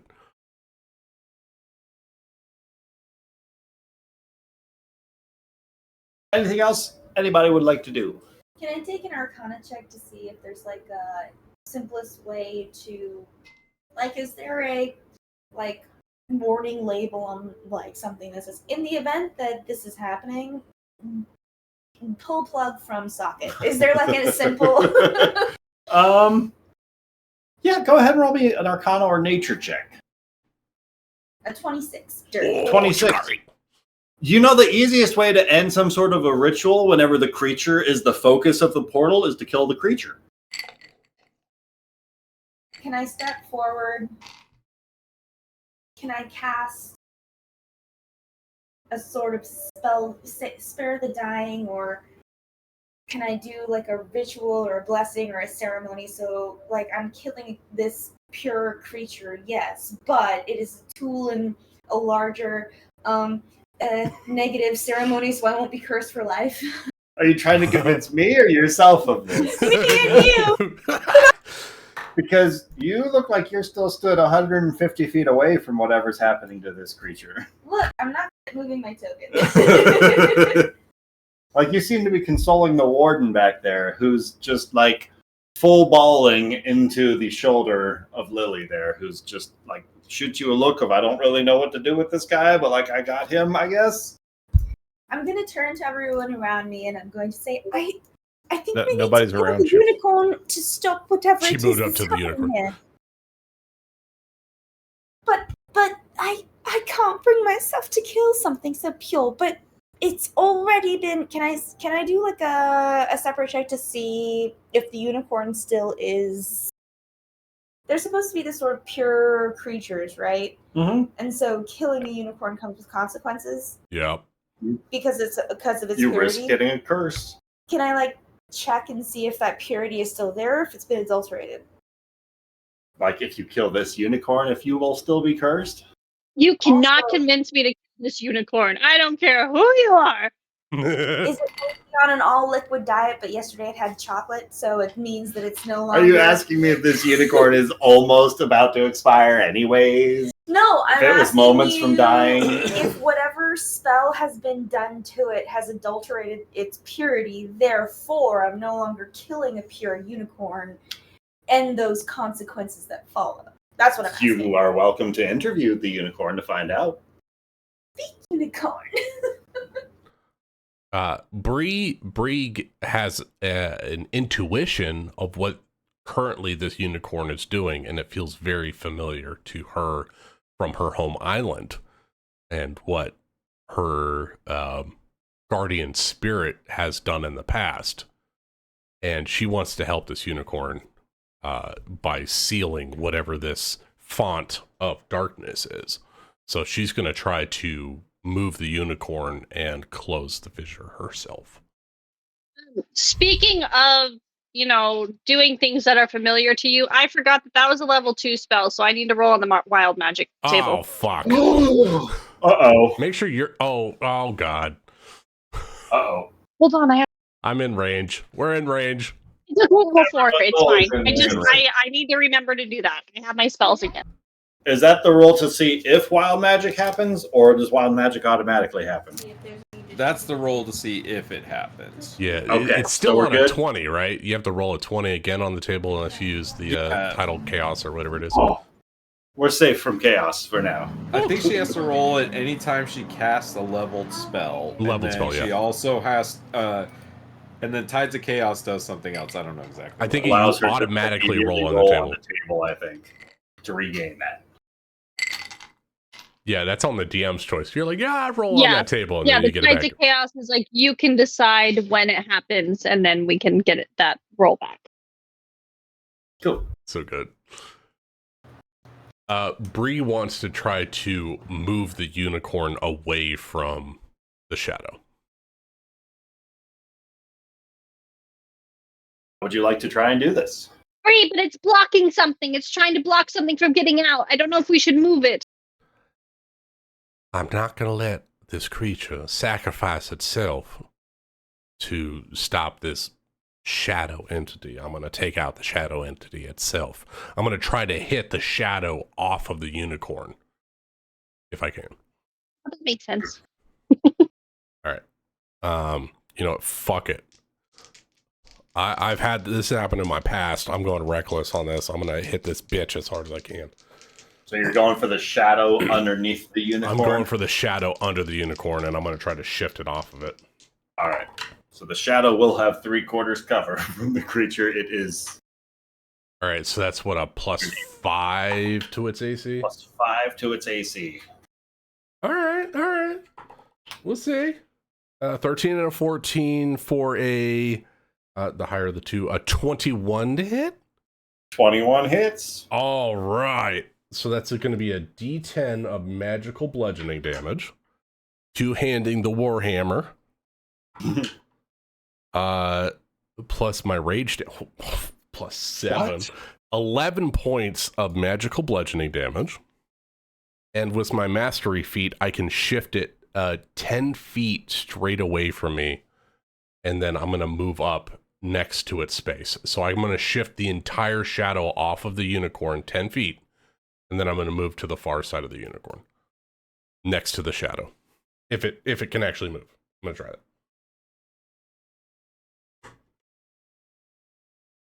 Roll me a D100. Oh, fuck. All right, here we go. 96. Do something while Bree's doing that? Like what? Can I change the color of my eyes to match the color of the unicorn's eyes and just sort of spirit him and try and calm him down? Because he's probably antsy. It sounds like a your turn kind of a thing. Okay. A separate cycle from him breaking the shadow 10 feet away. Okay. You said a 96? 96. Briarios, you grab hold, your Warhammer slams into the side of whatever the shadow is, and it pulls it and drags it out in a surprising way where it doesn't connect with the ground underneath the unicorn, but drags this almost pit-like hole out, tearing a hole through the grass beneath where Briarios and Crow stand. As the space between the two of them, it's cleaved open as a pair of these flaming horses pull themselves up through this tear in the ground as flames almost seem to wall off one half of the party from the other. As Briarios then jumps to the other side. No. I don't know if I would have been able to move through the creature, but that's fine. I don't mind being surrounded by beautiful flaming horses.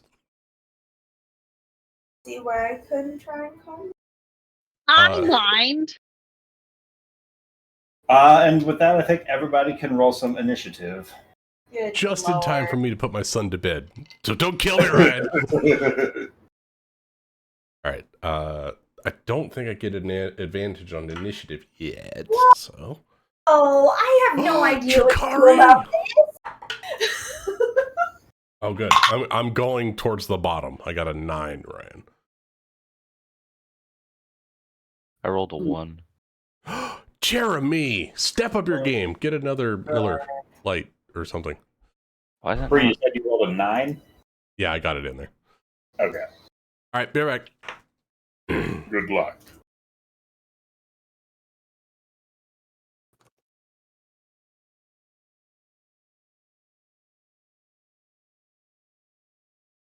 Who are we missing? Shikari, Hold on. 3, 4, 5, and Bontu.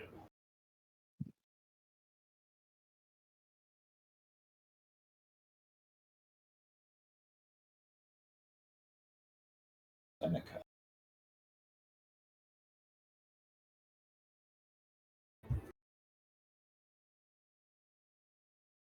Oh, Seneca's on. Oh, 1, 2, 3, 4. There it is. Damn it. You rolled 100 for your initiative? Congratulations. Yeah, that's normal.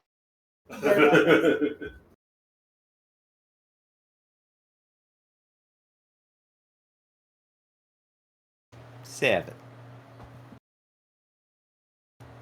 Sorry, I was feeding my family.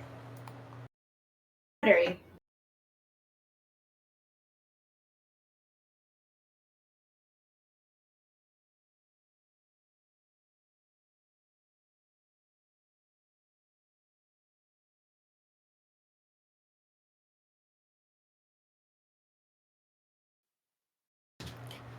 Guys, this is a real nightmare.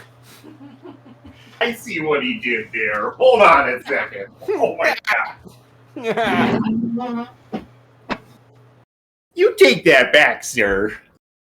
You're right. It's a double nightmare.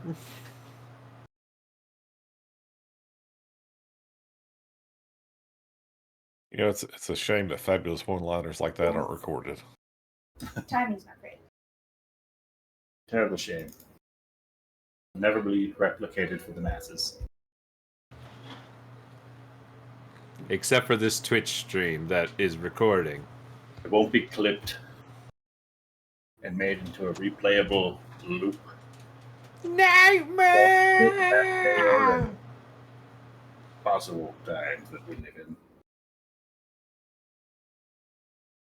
Who would have thought? Bontu starts playing on his lute. Bum bum bum bum bum bum bum bum bum bum bum bum bum bum bum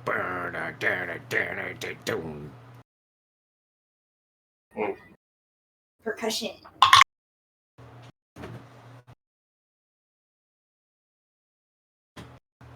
Seems like Enter Sandman would be appropriate for this. It does.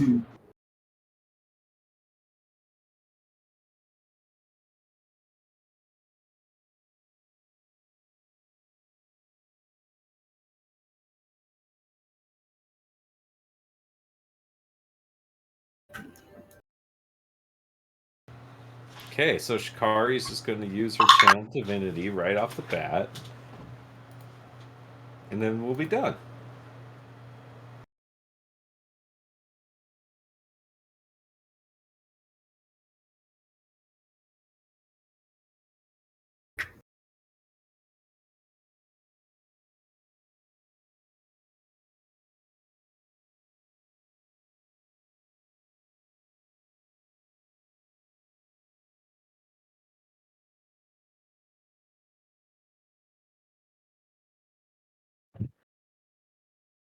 So what does everyone want to do in their final moments with their character?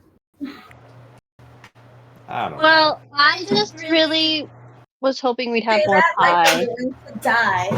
What? Play some Oh, I have so Metallica. much confidence in you. Our final moments. For those of you about to die, we salute you. Maybe I shouldn't have run up on a unicorn and didn't see until I stepped on it. That's what that nat one, baby. Everyone knows how sneaky those unicorns are. Oh, I guess. Yeah, he does too. I mean, I'm looking at the monster manual. This doesn't seem that bad.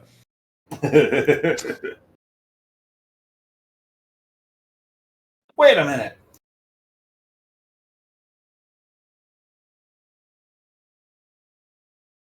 I mean, that, just because they've got AC 32, I mean, we'll be fine. 72. Hold on.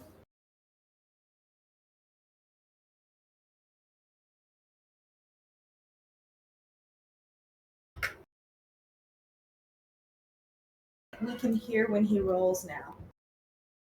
What are you worried about? I know what you're up to. Oh, yeah? Mm-hmm. What about when I give one of those?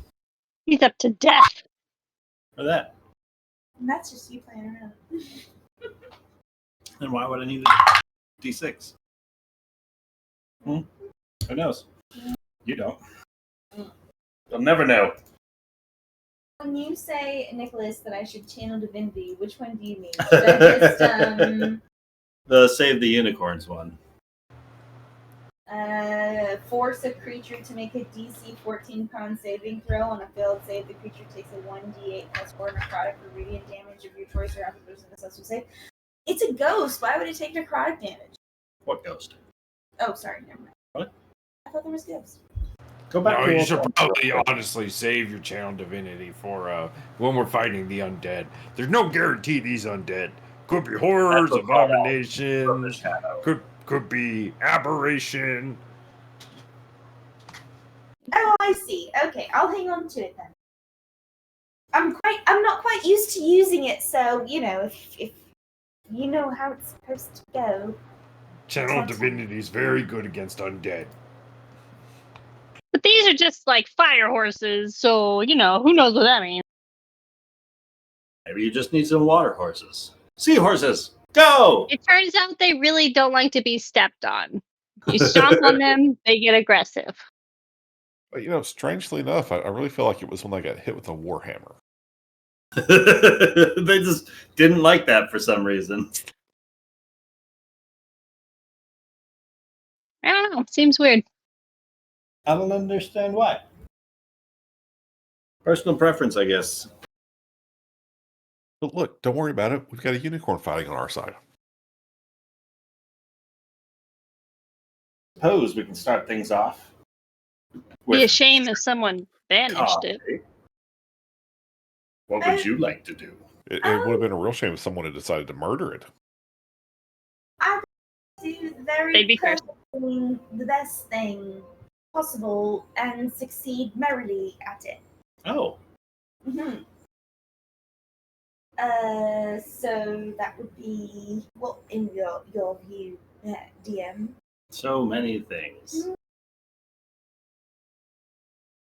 I think you should probably start sharpening your sword. Yeah, You could just do tell that us for an exactly what action. we should do to Didn't win. bring one. You could sit down for your movement.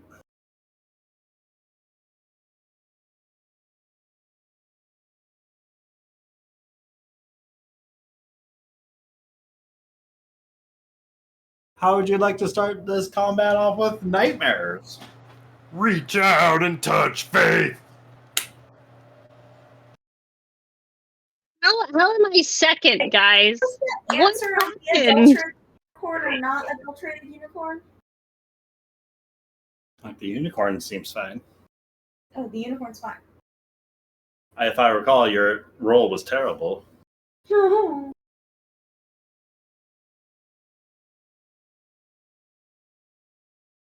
Help? Does anyone have any ideas? I'm not really sure what to do in this. What would Shikari do? That's the best way to. That's the horse that is actively hostile towards Briarios and Crow. Okay. They just burst out from the hole that the unicorn looked to have been pinning them down with its best to try and keep them down.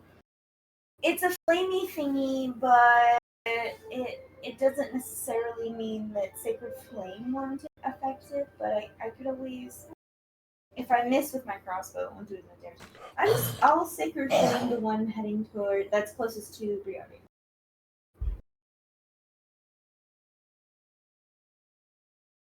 Wait. 6. 6 is going to miss. Well, it's a cantrip. So it's a dexterity 14. Oh, well, then that makes a difference. Flame-like Dexterity radius, save. If I succeed on a dexterity saving throw, I take 1d8 radius. Is a 14 on its save. I'm gonna take that tower back. Meets a pizza, right? Yes. So it So doesn't take any no damage. damage on the cantrip. And that's gonna be my turn. I'm not gonna back away. Staying put. Ow! Then the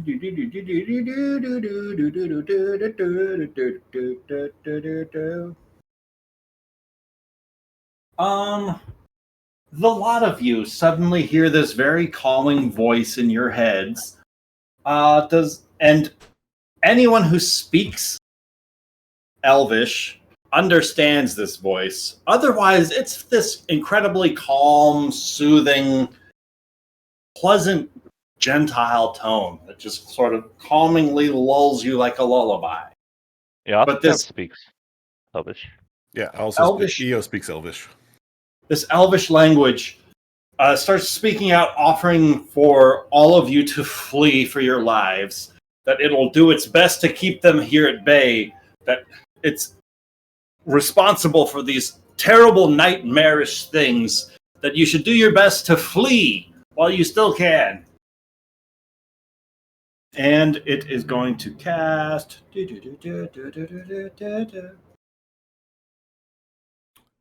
Bree doesn't speak Elvish, so she don't give a shit.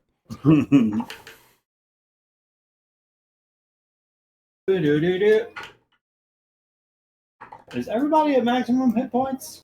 No. Everyone but Crow. Crow got hit with the fire? Dice, that's what I got. I got hit with fire. Crow Like I said, I is don't understand. at the getting hit. lowest. And so the unicorn is going to look in the direction of Crow as its horn starts to shimmer with this golden light. And Crow, I need you to roll 3d6.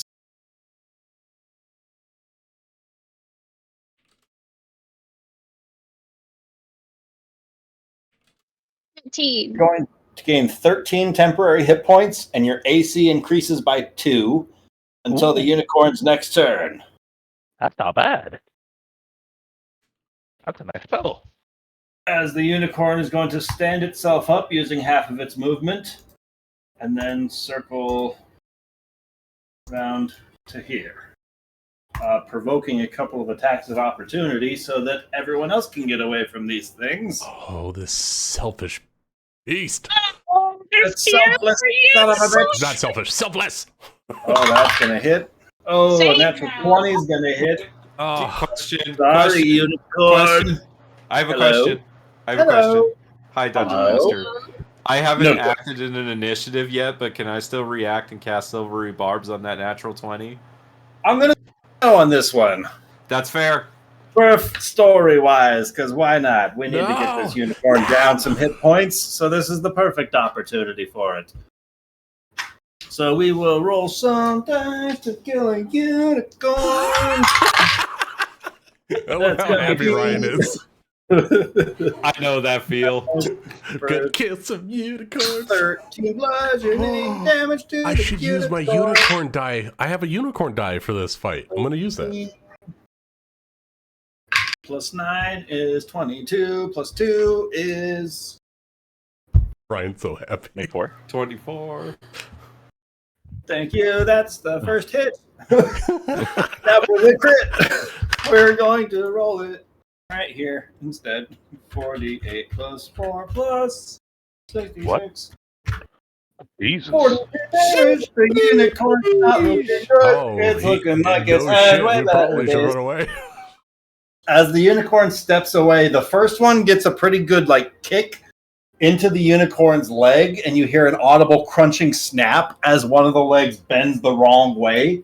The unicorn stumbles forward as the second one kicks it right about the throat, and you hear the unicorn start wheezing as it starts stumbling its way forward. And once again, this calming elvish voice ushering everybody to just get out of here as quickly as you can. And then we're going to pass the crow. I'm so sad. Well, firstly, for my bonus action, I'm going to cast innate sorcery, which allows me things to happen.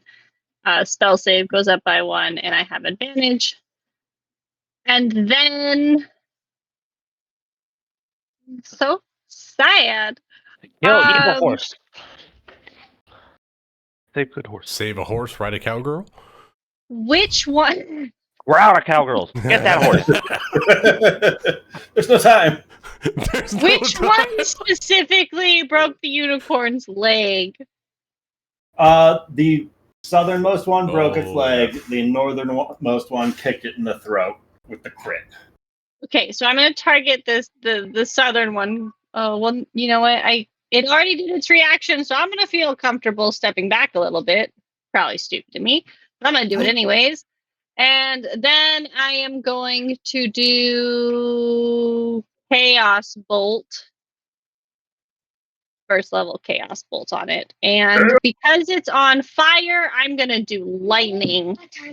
Whoa. Nice. Because that just makes sense. That's what the opposite of fire is. Have you played Pokemon? No. Oh, damn. No. 17's going to hit that one. Nice. Okay, Amanda. so 17, and so it'll be 16 total damage for it. Sting it for 16 total damage. Lightning! Crow's lightning, apparently. She does usually pretty well with lightning. Until I say she does well with something, and then we fail the next round. That's all I can do, because that's a first... Oh, wait. No, that brings us to the fun part of our session, where we see what else could potentially happen. Oh, because that's a first level nothing. invocation. Oh. But nothing. And that's okay. We're okay with this. So, but wait, hold on. Actually, Hello? I do get advantage on that spell. So I'm going to roll it again just in case I get a crit. Yeah. No. But I didn't. So that's all I can do. What a roller coaster, you know? What a roller coaster. Good round, Amanda. On your end step, the unicorn is going to use one of its legendary actions to cast Cure Wounds on Shikari's down a little bit. Stupid Shikari, unicorn, you just took 46 points of damage. Heal yourself. 12 hit points back, Shikari. Get to Oh, you said you weren't at max. Oh, okay. So now you should Unicorn. be. Yo, Bendra. Can I go over my plus No. 12? Up to your max. No. I can't have 32 then? Unfortunately not. Get her. Okay. Since EO does speak Elven, or Elvish, he's going to tell everyone, we should fall back. Fall back and help the unicorn. And he's going to step back 20 feet. And then he is going to unleash a Eldritch Blast. And which horse did Crow just hit? Going to the south. Southern one. Okay, targeting the same one. Cool. How about a 15? 15 hits. All right.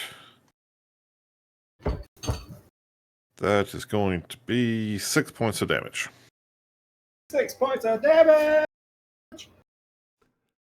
Blasts into this horse.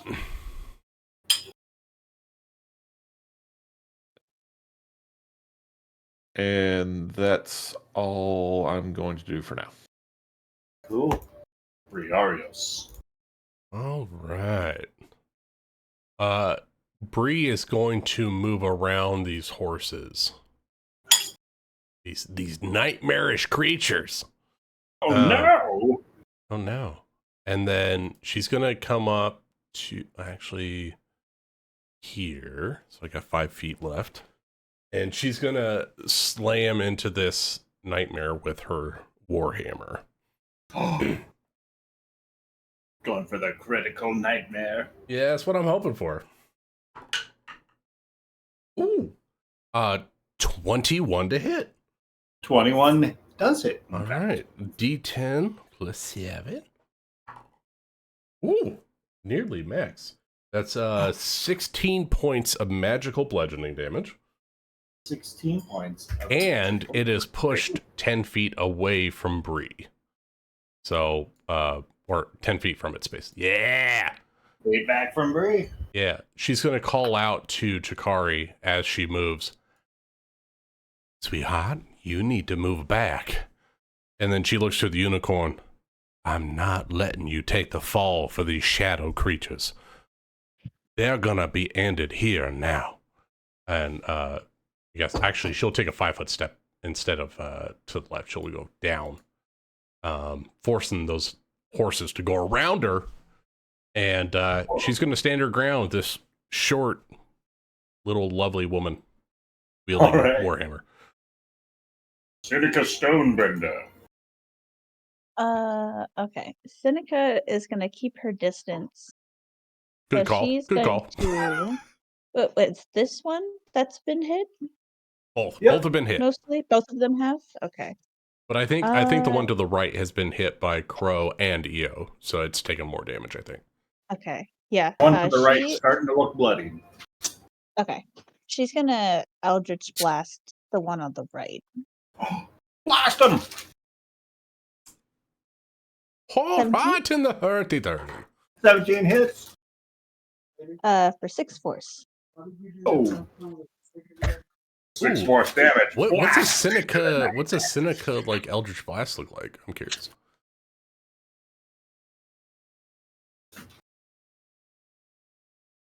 Oh, she muted herself after her turn. Nothing. Gosh. Nothing. Oh, it's the void. The void attacking the fire horses.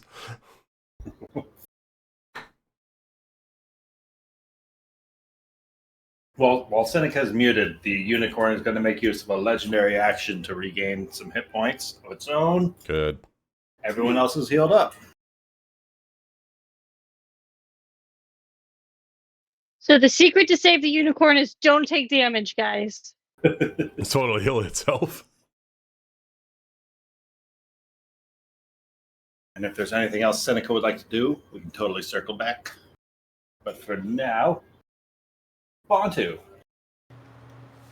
Okay. Bantu pull out new magical scimitar in main hand and magical hand axe in offhand.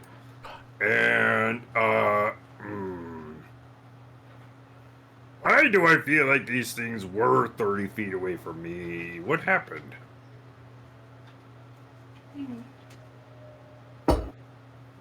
Bree moved one of them.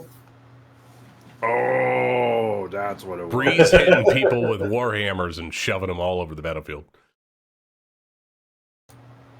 Yep, that makes sense. If I was next to Bree before it moved, yep, that tracks. Okay, well, I guess we're not getting bonus action attack off because we're going to have to use Orcish aggression, whatever it's called. Hold on. The rush. Adrenaline rush. Yeah. Bonus action. Murloc growl. I get 2 temporary HP, and I go faster, and then get up next to this one and hit it with new magical scimitar.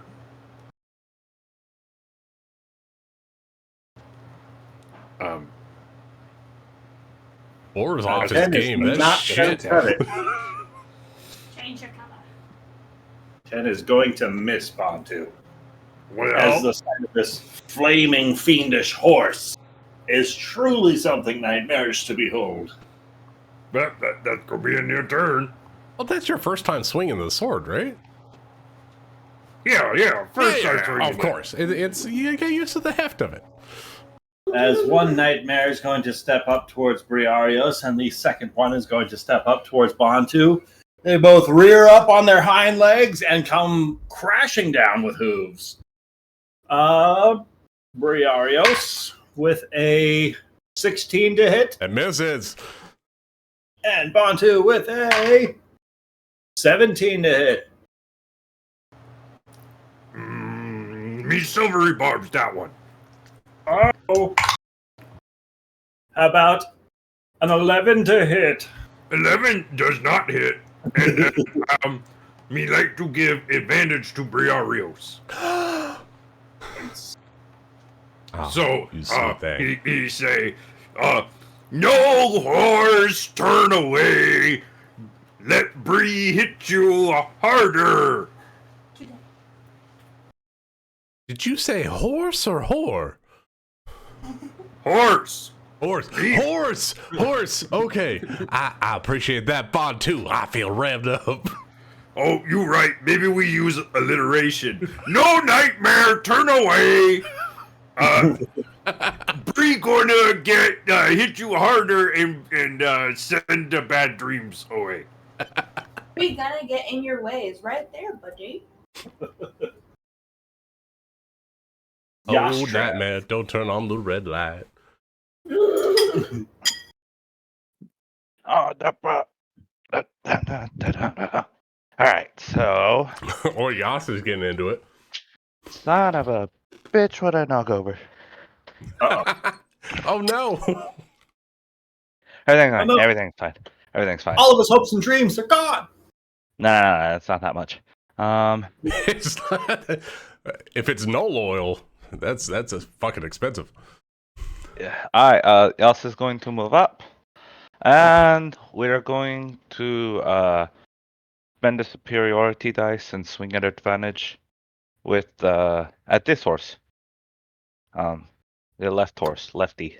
Left horse? Lefty and righty. Breeze horse.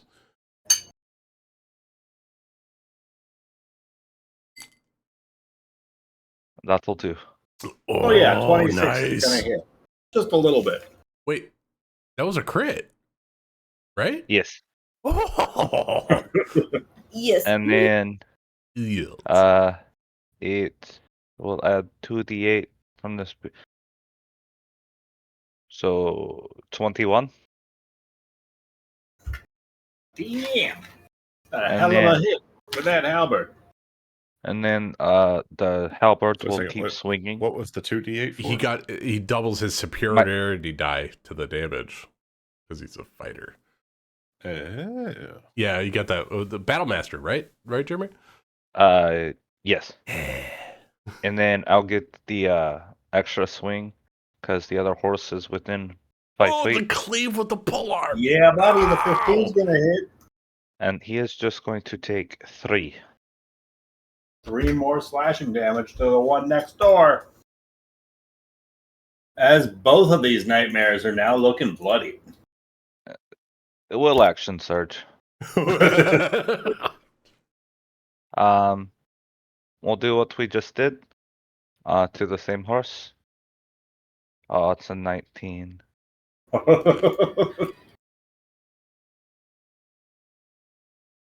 14 more. 14 more. And then the cleave onto the one on the right. Uh-oh. 7 is gonna miss, however. Oh, the revised Clear bites. to the side. Alright, and that is my turn. Cool. Dude, Trick Yas with die. that halberd is fucking scary. Dangerous. It's what I do. It's what I do. He's like, no. I'm the nightmare. I do what you do, but better. No. I'm the nightmare now. I will You're attest more he than is. nightmare. I He is. merely adopted He, There was me. he actually is a nightmare. I think you're a wonderful human being. Don't talk down to yourself, Yas.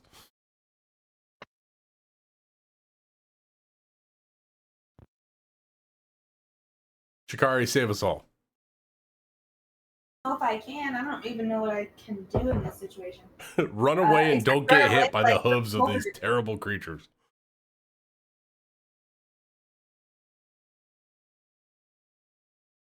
What was that?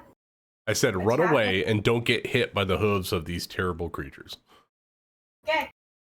Going 30 feet away. But now they've had a turn. They get their opportunity attacks back.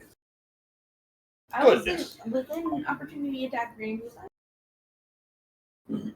How long can the nightmare reach with that neck of its? Oh, did the horses have a bite? Cool. Shikari, roll me a perception check.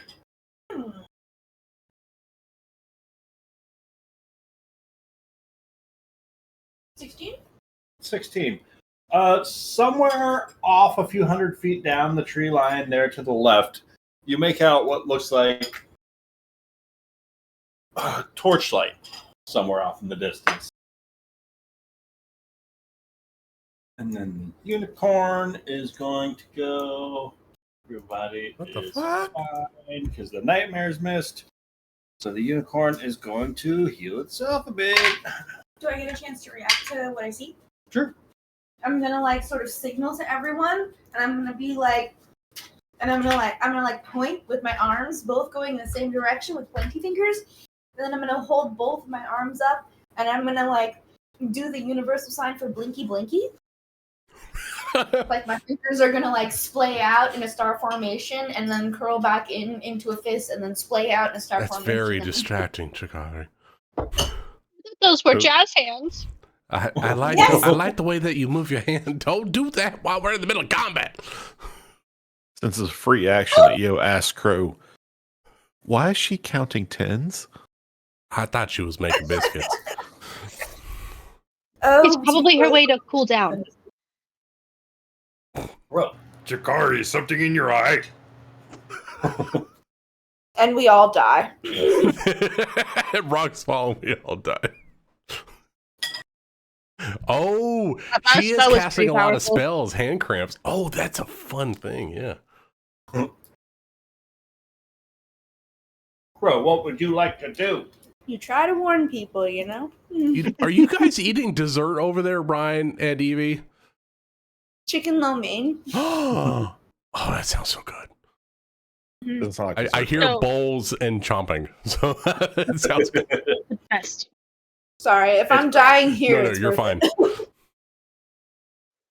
So Crow's gonna move down here, and she's gonna cast Tasha's Caustic Brew. She wants to do a line that will hit both of them, like this. And we'll see what happens, shall we? I also get a +1, so that the dexterity is going to be a 16 instead of a 15. Ooh, diagonal boxes. Good luck with that. He just did it, just like Ryan. that. He's like, I'll show you. I got your diagonal boxes right here. All right, you said dexterity saves? Yes, but it'll be a DC 16. Right is going to be, not great, at an 11 and a 9. No, to both of them. Perfect. So it's 2d4. Did that roll it for me? Yeah. So they take 5 acid damage. There. I'm just feeling That's on a them. first level evocation, right? You are correct. You got to roll on the table. Well, you got to roll the d20. Roll Oh, a so D20. close. I know. We're halfway there. Anything else It's you would gonna like happen. to do? It will happen. We probably just not here, 4 but it times will in one happen. combat with a witch in the basement of a swamp. It'll happen. It'll happen as soon as Shikari and I are back in range to get hit by whatever it is. Yeah, I really need more moral Ever's support Black Tentacles? closer. She needs closer I need friendly to turn fire. a friendly person That's into what it something is. magical. That's what it That's is. the goal, yes. You don't Yes, like absolutely. Bantu enough to actually hurt him, so you need someone else. No, Yeah. I'm too far from the fight. I'm too close to the fight. I'm too far from the fight. I don't know. Well, how is Crow supposed to hit you if you're all the way over there? Exactly. I don't get next I to need her you anymore. within 30 feet of me at all times. It really helps my If odds. you think I didn't consider standing between her and Yobendra, I definitely did, and then I thought better for my life. Evie, welcome to a 3-year campaign with On the Amanda. opposite side of the battlefield to have direct line of sight on Crow at all times. Oh my god, that Me, was I got that was a this over stressful here. campaign. Just I'm cutting right so through the excited. enemies to see Crow right there. Just gotta make sure there's someone in between you and me at all times. That's the safest way to do it. Amanda, you're causing my white hair to fall out of my face. Next up is Zeobendra. All right, seeing that Crow has decided to move up and not back, Hey, I did consider it, but then I was like, this could be fun. EO charges forward while also shooting an Eldritch Blast at the one that they shot before. Okay. How about a 13 to hit? 13 is just what you needed to hit. Sweet. So that is going to be 9 points of damage. 9 points of damage. And there's something that felt almost a little bit familiar about where these nightmarish monsters are stepping from. That tear that they stepped through that is starting to seal itself back shut with all the more damage that you guys do to each of these beasts. That tear that Briarios ripped open in the ground starts to sort of like mend itself shut, leaving behind this sort of scorched earth behind. As that wound to whatever hellscape beyond starts sealing itself, the more damage is dealt to both of these nightmares. so EL calls out, "Keep attacking! The more we hurt them, the more the rip seals up. Keep it up!" And he's actually going to use a bonus action to cast Expeditious Retreat on himself, which allows me to dash as a bonus action. So I dash just to the north of Crow, but out of her line of acid. And that's it. Yeah, for I'm you. sorry I didn't run. I really felt responsible for this because, I started stomping on the shadow and then flames came up and they just came out of everywhere. So I couldn't run away. And that one's not a concentration spell, right? Expeditious Retreat is a concentration spell. So, I mean, dropping your suggestion.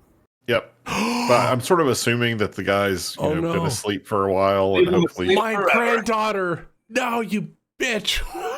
She's gonna die. It was only going to last 8 hours anyway. We were going to be gone overnight. Needs so much more than that.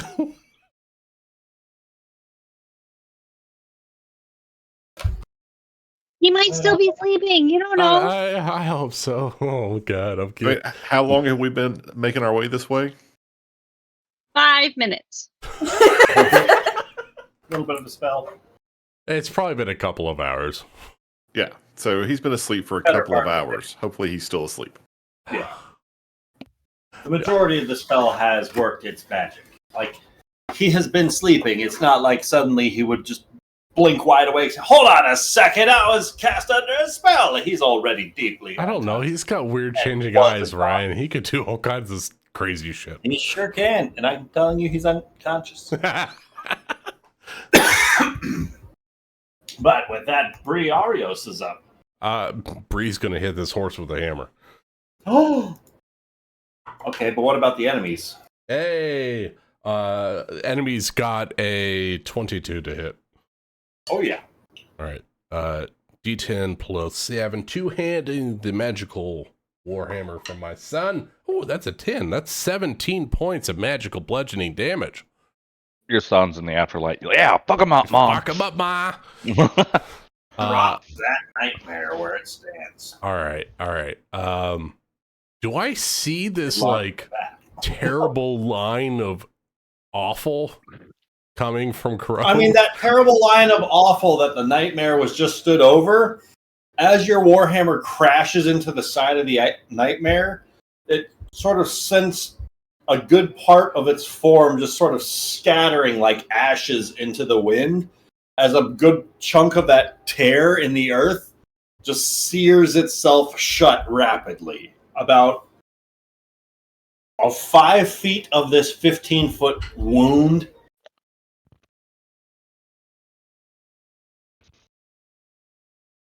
Okay. I want to see. Can I take a vibe check on the heart and see if at the moment sealing part of this wound, if that feels right with the heart. And this would be a free action. If you vibe allow check. it. If you allow it. I just want to see if it's pulling me to be aggressive or passive.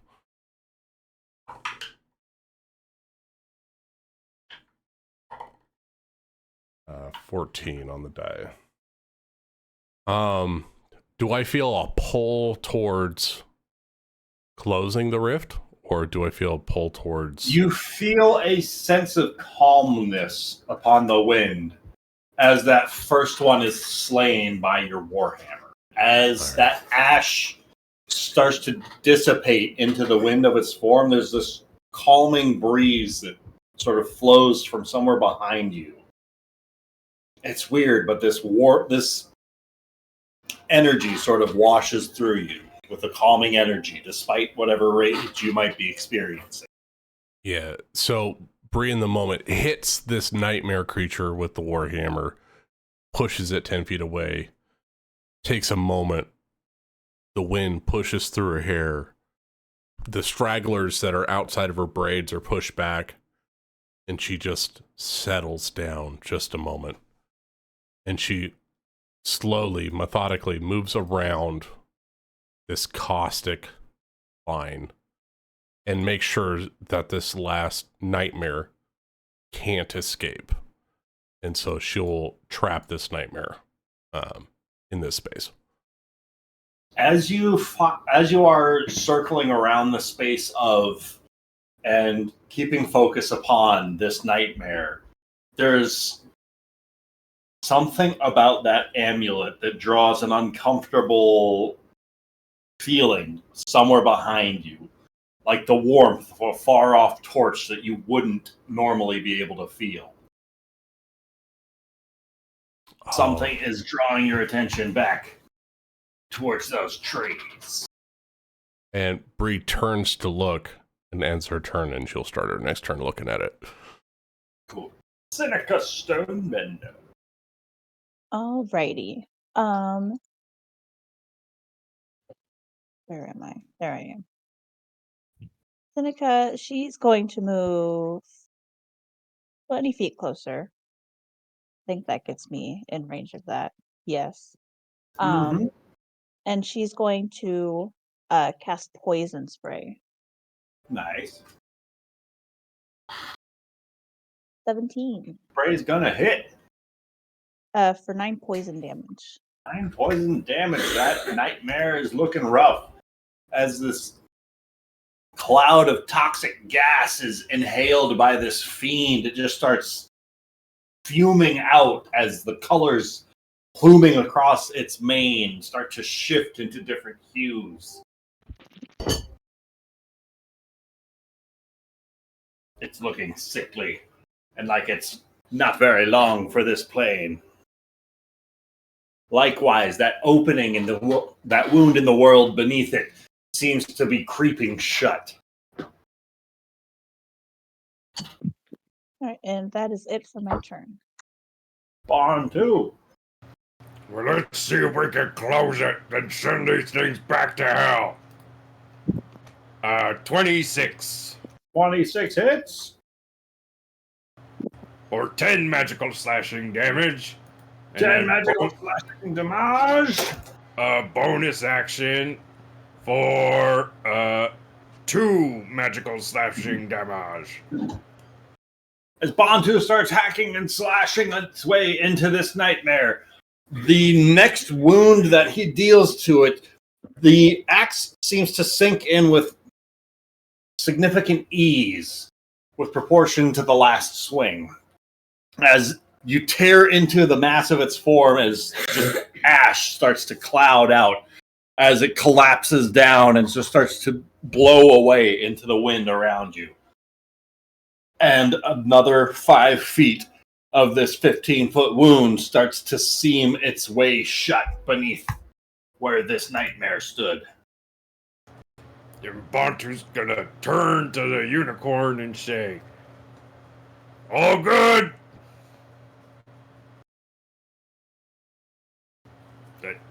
That's it. And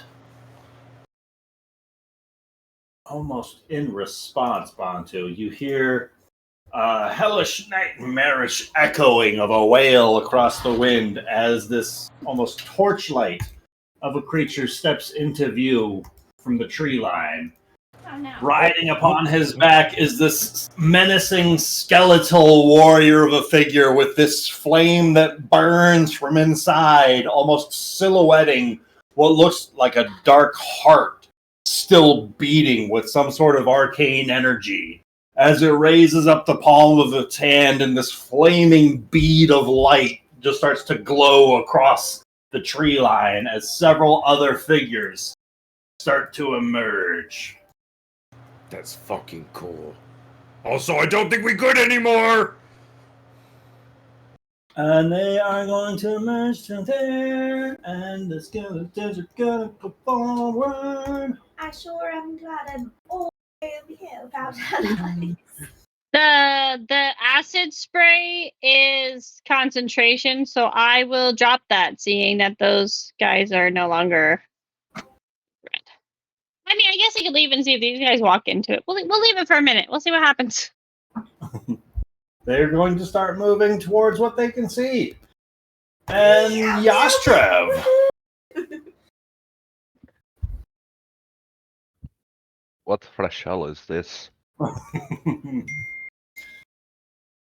Are they riding towards us with intent, or riding just in the? Seem to be focused on shambling towards where each of you are stood. Huh.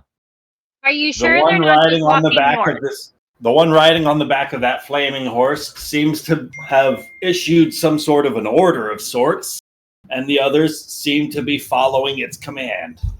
Did it issue it verbally or like It's emotion? just pointed with the light in the palm of its hand, and then they started to shamble forward from the tree line. As somebody's making a yellow box on the field. All right. That was me doing my 120-foot range. We will move forward. We will stand in front of the unicorn and we will make a stand and hold an action in case one of those buggers come up. And then we'll whack it. Shikari.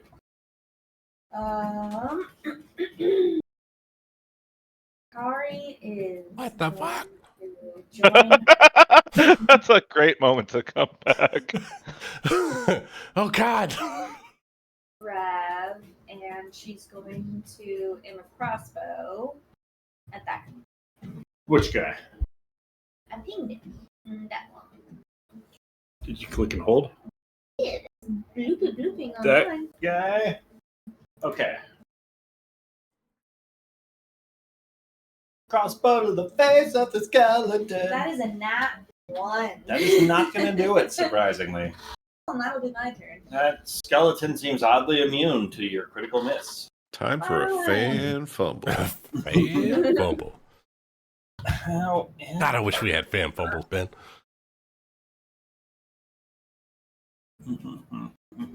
Oh, but that would require fans to have fan fumbles. It would. It would require a successful Patreon that you join to doing this longer than actually we have been doing this longer than the GCP. Damn it! Not as effectively though.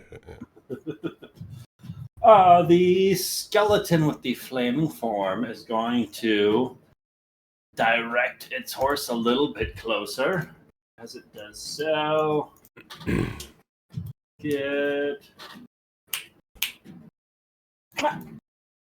to about there, and he is going to send a searing arc of hurled flame. One at Shikari, one at Yashtrev, who are both stood in front of and trying to protect the unicorn from it. So, Shikari, this is going to be a 17 to hit you. I'm taking that dice down. Yashtrev, that is going to be a 6 to hit you. Can I take the Shikari's 17 hit? No, unless you have an ability that lets you intercede.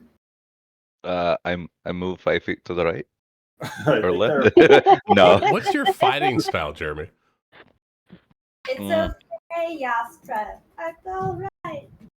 Shikari, you're going to take 6 points of fire damage. That's a good question. If you had like protection, then you might be able to do that. Or I interception. didn't take protection. I took 2 weapon fighting. Oh wait, no, that's just action combat. What? Where is my fighting style? What's your fighting style, Jeremy? I'm trying to it's find important. It's a secret, even from himself. He forgot, okay? Probably It's great backstory. weapon fighting or something. Very elaborate, okay? He forgot. The skeleton archer is going to move forward. And it's going to target Seneca in the back. Great weapon fighting. And it's got 2 shots. Crow in the back as well. Why not? Go for Wow. I'm How do you do anything? Seneca, that is going to be a 14 coming your way. That misses. And Crow, that is going to be an 18 coming your way. Yeah, that'll hit. Wait, did you just go Irish, Amanda? Maybe, I don't know. Yeah, that'll hit. Yeah, that'll do it. 16 points of damage to Crow. Oh, that's a lot. Crocky. And then it's Crow's turn. Crikey. You know what, Amanda? I really want Crow to be Australian now. Crocky, look at the size of that bolt that just went through my chest. Those flaming horses. I don't think they like us one bit. But if we sneak up on them real quiet, like, we might be able to understand a little bit more about them. Boy, oh boy, I think if we're really sneaky, we might be able to get a head on them. But I think our cover may have been blown, boys. It may have been blown. Crow, would you like to try and maintain concentration on your caustic brew? No, I'm quite all right with dropping it. All right, then I'm going to say you lose concentration when you take the Well, we can just pretend I did it on my own accord, so I feel better. Sure. That's what the storybook will say. I didn't get fired, I quit. Anything you would like to do on your turn? Well, there's things I would like to do, but what can I do is the question. And I think the right answer right now is going to be targeting the archer, because fuck him. Like, geez, can I reach him? Hold on, let me double check. So I'm not cheating. 120 feet away? I can reach him exactly. Perfect. Me and you, we got beef, man. So I'm going to target him with a chaos bolt, but I still get a... How do I... You started to cut out. Sometimes when I hit hope you know what you're talking about. Hold on, I get advantage. Sometimes when I click shift, it lets me do advantage, and sometimes it doesn't. 27. That's a crit. That's a crit, Amanda. Wait. Does that fuck up your fucking wild magic table when you crit something? No. I don't know. But oh god. We're gonna do cold damage because these flaming fuckers deserve to be cold. But you're going for the archer. He's not a flaming fucker. It doesn't matter. They're flamboyant as fuck. Is that 20 damage to the archer? That's 20 damage to the archer. Whoa, He did Amanda. 16 to me. I did 20 to him. We're almost Amanda, even. Can you describe for us what it looks like as Crow crits this archer in the back? So, And okay, so this points of cold archer is gonna like fire at Crow, and it's gonna hit her, and like a little bit of droplets of blood are gonna go over onto EO's face, and she's gonna look at him, and she's gonna have flashbacks to the last battle, and she's just gonna see red, and she's just gonna target him, and she's just gonna like put her hand out and like with like a snap of her fingers, this icy dart is gonna go through and hit the heart through his chest that doesn't exist. He's gonna fall off of his horse Yeah, he does. because she loves Io, and she doesn't have to worry about killing Io also, which is a bonus. And that blast of ice knocks the horse effectively prone for its turn. It's going to slow it down a little bit as he and the horse are blasted back. Io, these guys seem a little more serious. Maybe we should take a few steps back to be safe. And she's going to go here because that's 20, so that's as far as Io can go. Actually, step back. Just a few steps back. Io is going to reach up and like touch the flecks of blood that just hit his face from where Crow was struck. And he's going to say, "Oh no, they fucking didn't." And he is going to shoot an Eldritch Blast at the flaming skeleton. Oh, yeah. Now, Ryan, with my inspiration, do I have to declare that before or after I roll? I think before. All right, I'm going to go ahead and roll with advantage then. All right. Oh, Eo's pissed. Okay, so that's a dirty 20. Yep. And the second roll is a 22. Yes. All right, here comes the damage. That's going to be 13 points of damage. Force damage. Force damage going to the flaming skeleton. Yep. Rude. I love how Ryan sounds like dialect. He says, "Flaming skeleton." And then EO is going to like puff up his chest real big and be just as big and tall as he can be and stand right in front of Crow. Oh. Briarios. Bree is not suited for long range combat, that's for sure. Then get in there. I am. 60 feet. 60 feet, right in the way. Come on, you skeleton fuckers. Bree's gonna double move. Kind of Bonus action, maintain rage. Double move as an action, right up into the thick of things. And that's it for Bree. Bree surrounded. Bree surrounded. Alrighty. Seneca. Oh, come on, you can do it. There we go. She's gonna do her full movement, and then wait, I need to zoom in now. It's a big map. It is a big map. Let's see. Flaming skeleton. Is this guy prone? He is. Well, the guy's dead, but the skeleton's prone. Yes. The horse skeleton. Oh, okay. I don't give a fuck about the horse. I think the dude wielding flame in his hand is probably in charge. Oh, is it? So this guy right there. I would like to cast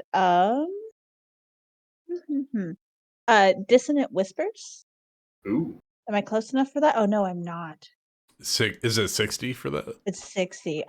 Just out of range. JK, I'm going to cast Mind Spike, and I need it to make a Wisdom save, please. Save for a Mind Spike. Mind Spike. How about an 18? Yeah, that makes it. Why is your wisdom? Why is it 11? I mean, 18 is going to pass anyway, but why is your DC 11? That's just how it be. Oh, okay. It's like that. It'd be like that. I'm just curious. 11 seems very low. Not everyone's got artifact enhancing abilities, okay? I'm juicing, I know, but Hey. still. She's a melee warlock. Leave her alone. Not everyone's got an ancestral relic. And it takes half Okay, as much damage, okay. so 11 psychic. Oh, nice. Damn. I'm not going to get on Seneca's bad side. That's psychic bad. You see, as this flaming skeleton just starts to rack the side of his helm, as his eyes lock with Seneca across the way. And the flames pour out from his eyes. Anything else you would like to do? Apparently, he dislikes mental damage more than he dislikes force damage. Nope, that is the end of my turn. On two.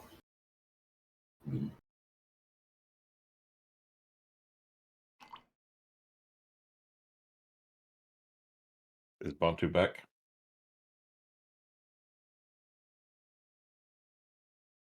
Do we need to sing him in? Oh.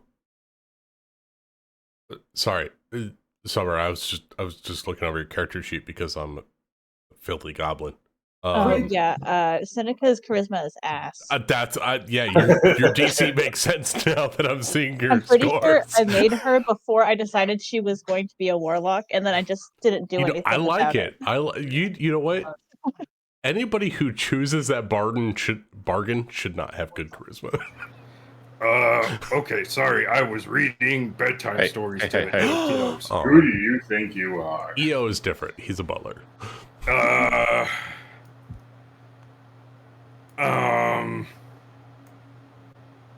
Okay, a lot happened while I was gone. Let's see. Okay, Shikari took damage. Bree went rushing in, nothing new there. This looks like this got knocked over, maybe? What happened here? Crow blasted that guy with a glacial ice burst. Oh, that's fucking cool. Okay, and then this guy is guy barking orders. Huh. Okay, there's a lot going on.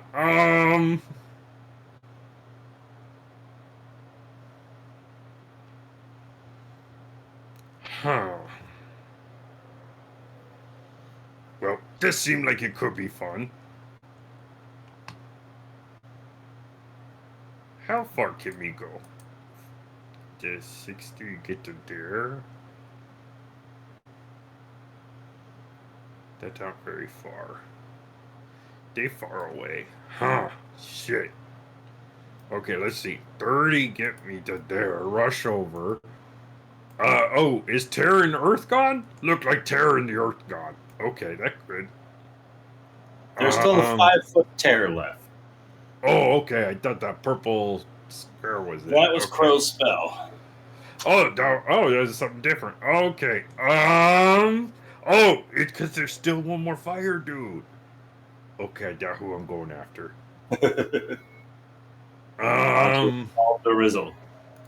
Bantu pulled out longbow and is gonna shoot at the fiery horse. Going for the fire horse. That's a natural 1. Oh no! 5. Another fan fumble. Oh my god, guys! We don't need this right now. And then Bantu used bonus action to bardically inspire Briarios. Oh shit! I forgot the last one. Damn. What? I forgot you gave me advantage from the I still get to use it from the silver barbs. Yeah, but I'm gonna hit super hard the next time I get out of melee. Inspiration. So we're gonna say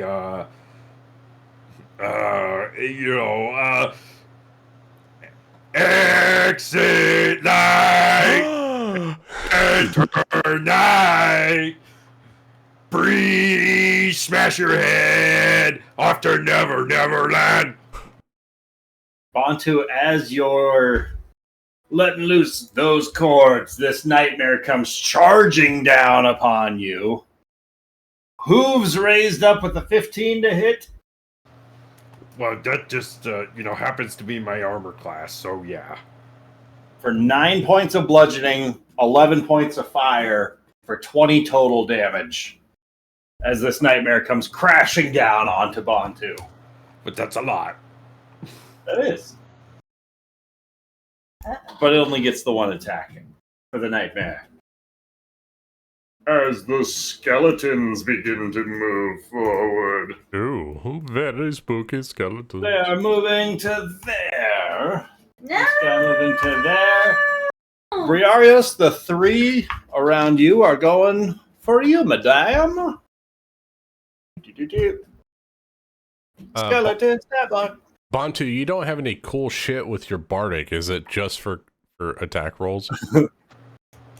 No, it's also for defense. When the creature is hit by an attack roll, that creature can use its reaction to roll the Bardic Inspiration die and add the number rolled to its AC against that attack. Oh, it's only for one attack. Not And like it shield, costs not your for the round. reaction. And it costs your reaction, Oh, but you know damn. it could potentially save your ass. Fuck it. I'll take it. I want to do Okay. damage with that die. So Briarius, this is going to be a 16, a 19, and a 9 swinging at you. One hit. One hit for 7 points of piercing damage. Have 2, 3. Oh, fuck. I forgot I got temporary hit points. I don't take any damage. Fuck you, skeleton. 1, 2, 3, 4, 5. 5 of them are going, let's see, to shoot at the unicorn. Oh, boo. 2. They're skeletal archers. Shikari Yeah. never once Four. considered killing the unicorn. What is this, Not Minecraft? even one half of What that. is Minecraft? 2, 3, 4, 5, grid, 6.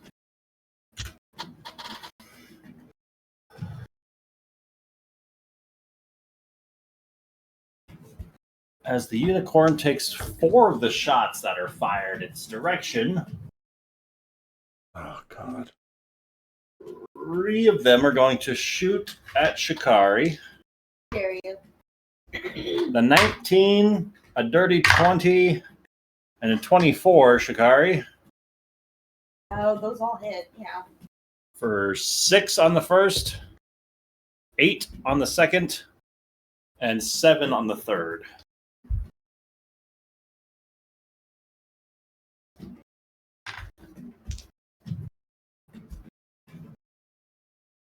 How many is it? 6, 8, And then 7. 7.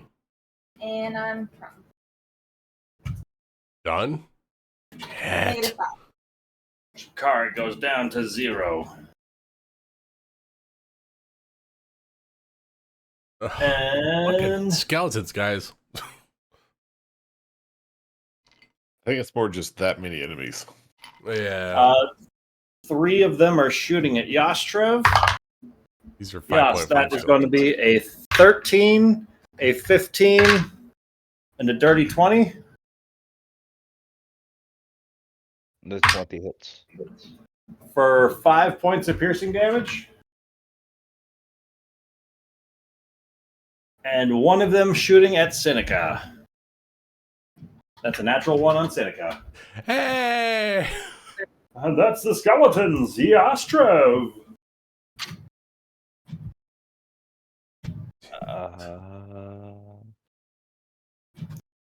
Damn, none of them got in the way. None of them are in cleave range either, man. Just unconscious. Make any saves or anything? 3 saves. Up to 3. On my turn, right?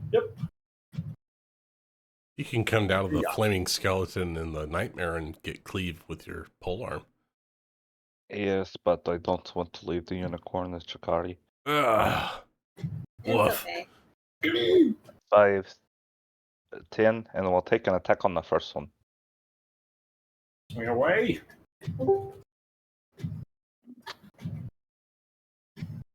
Dirty 20. Dirty 20 hits. Is this the moment Rien catches up with the party and joins the fight? 13.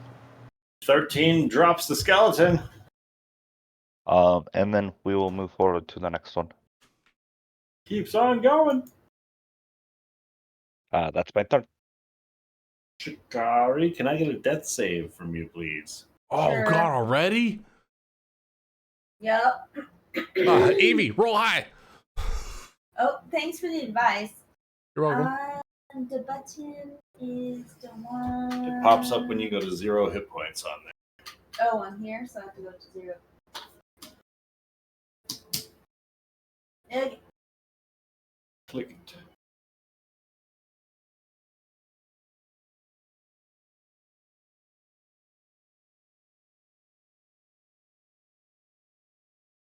Oh no, no! Failure. What was it? This is a It 5. was a 5. I As- was I thought you were gonna say it was a gonna 1. channel. Oh wait, the was it Natty? Discord. No, she doesn't have a 4 con, right? It's just a straight. As- There's no bonuses. Yeah, it's a D20. As the Oh, flaming right. skeleton is going to draw a mace from its back, and with that flaming mace, take a couple of swings towards Bantu. Bantu, this is going to be a 15 and a 11 to hit. Well, I guess I'm going to be forced to silvery barbs the 15. Roll How about low. a 6 instead? That's perfect. 6 does not hit. I will give myself advantage. Have you used your silvery barb since your last turn, Nick? No, I took a turn. Okay. You're throwing a lot of them out, man. I used Bardic Inspiration last That's time. what it was. That's what Silvery it was. Barb. Okay. Me going. Weird question, DM. Can me give advantage to Shikari for death save? Is that how they work? It's a next D20 roll. I don't see why it wouldn't work. For the Bardic Inspiration? No, silvery silvery barbs. Silvery barbs. What's the spell say? Silvery barbs. The chosen creature has advantage on the next attack roll, ability check, or saving throw. I don't know if it counts Death as a saving save is throw. a saving throw. I'm gonna say sure. I would like to give it to Shikari. Thanks, Bantu! Hey, Bantu! As Bantu sends focus towards Shikari, you watch as the flaming skeleton points its mace up towards Shikari's remains and lets loose some sort of horrific scream as the other skeletons all jerk their heads and focus in on Shikari. Fun. That's not As- cool. Stop it. The creature closest to Shikari is going to reach down and, with its glowing horn, touch a unicorn's blessing down upon Shikari. Or Oh, Wait, what? this majestic beast is gonna heal you. you're going to regain 15 hit points. Your AC is going to go up by 2. My AC. Your Oh, armor AC class. Is that for permanence? till the start of the unicorn's next turn. One round And you're to going get to plus gain- 2 AC. 5 temporary hit points. Whoa, Shikari's buffed. As this soothing elvish voice speaks out once more, it's not worth it. You should all flee with your lives. Please, I can hold them off, but you must go now. And the unicorn is going to go over to here. As the skeleton archer is going to spend half of its movement to right its horse back up, stand himself up, back on his horse, and go 5 feet forward with the movement he has left. And then he's got a shot on Bree. Why not? Bree, that's a total of 10 to hit you. That's not going to That do it. misses Bree. Bro. I think Bree sees Oh. the arrow come in and hits it with her warhammer as it slams and it shatters on the face of the warhammer. So the skeleton archer's not dead. He was just Skeleton Archer is not dead. He Yeah, got I knocked thought I off. murdered him. That was my bad. That's all right. We had other things Yeah, to worry murder a about. skeleton. Duh. You should have known.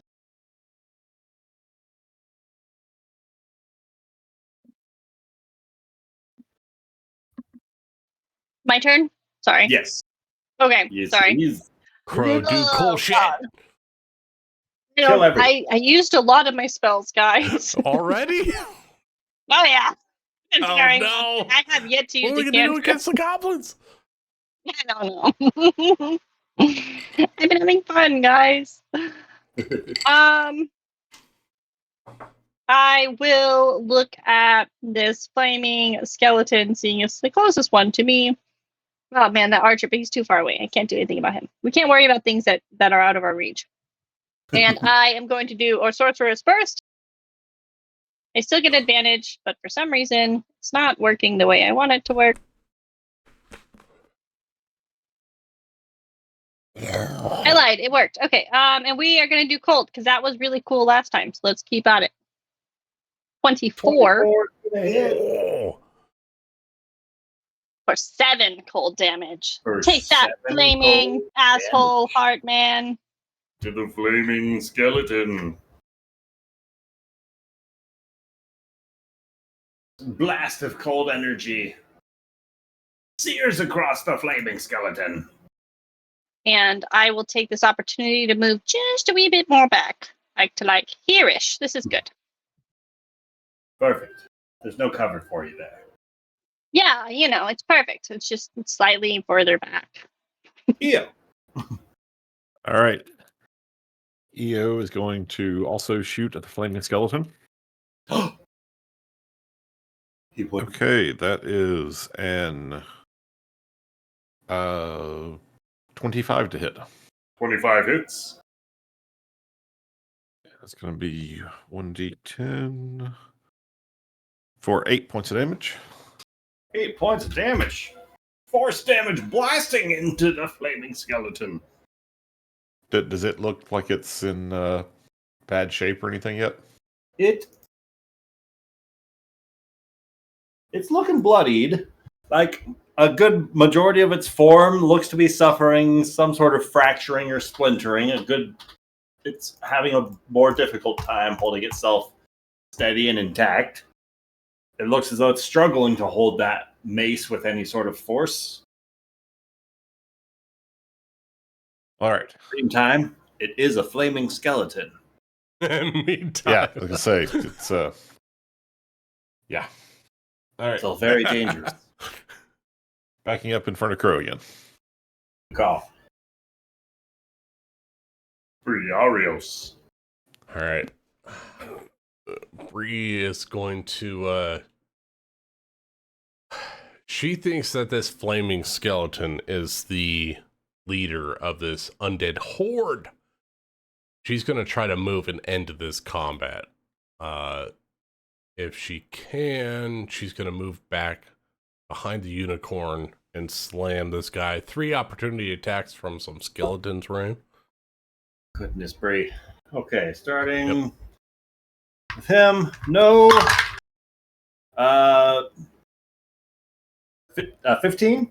That's a miss. Okay. And way less. Okay, you're good. All right. So Bree moves, and as she goes past the unicorn, she looks at the unicorn.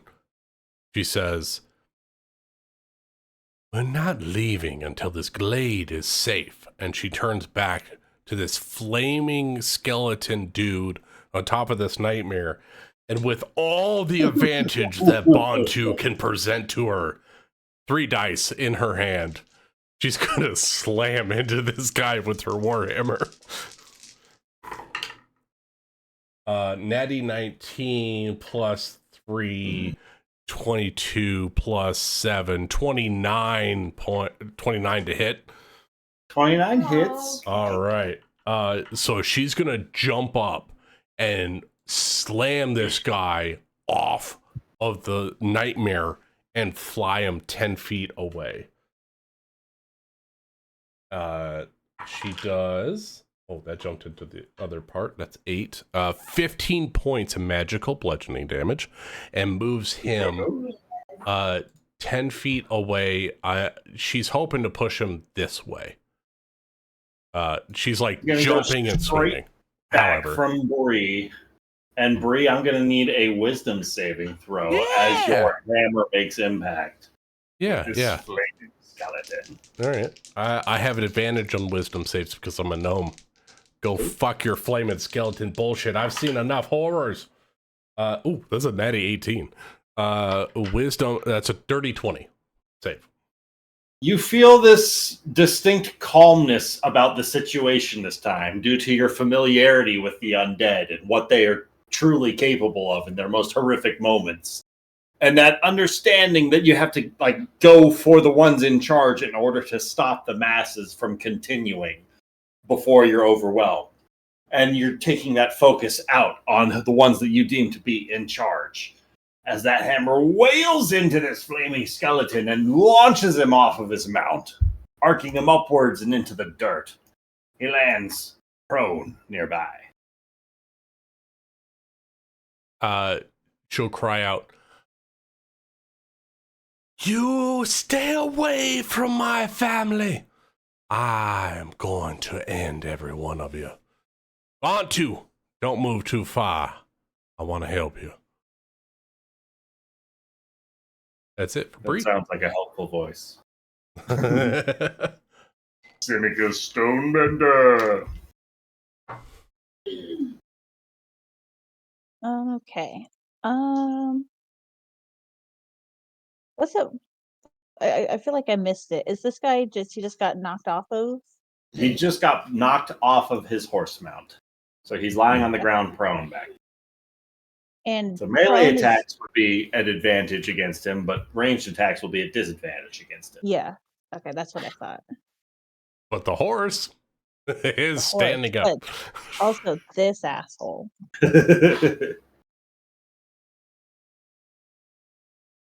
Oh, that's right. The skeletal archer. Yeah. Yeah.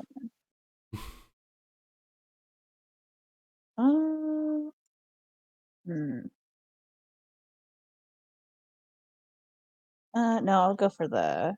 Oh, you know what? There's these guys too. There's so many of them. It's a target-rich environment. Yeah. We got, what, 50 of these assholes? Yeah. Well, I'm not going to waste spell slots, so I'm going to, let's see. This guy, the skeleton that's closest to the unicorn, I'm going to Eldritch Blast. I don't think 5 hits. 5 does not, unfortunately. Oh, no, Seneca. You're out of time and out of whack. And that is it. Actually, you know what? How long does that last? Oh no, never mind. That's it. 2 is up next.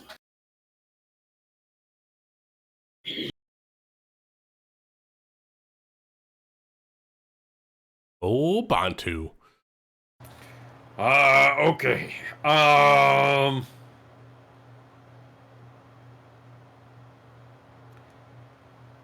Me think. Me gonna go with that. Bantu gonna attack the nightmare horse. Again. So he go pull out scimitar, pull out hand axe, and swing. 13 to hit nightmare. It's the nightmare. Was that a miss or a hit? Sorry. It hits the nightmare. Yeah! 10 points of magical slashing damage to that nightmare. And magic slashing to the nightmare. And then 1 more slashing damage. One more. Oh, that's right. And You don't bonus have the fighting style or anything. Cool. No, me bard. So just damage die. He's a bard, not a fighter. He's a bard, not a fighter.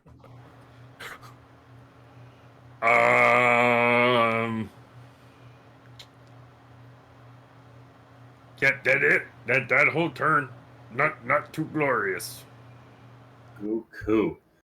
The nightmare is going to almost sort of start to stir in its space a little bit as it starts to stomp up a small cloud of these just wicked flames that start to dance across and just consume its form as the horse itself looks to vanish from sight.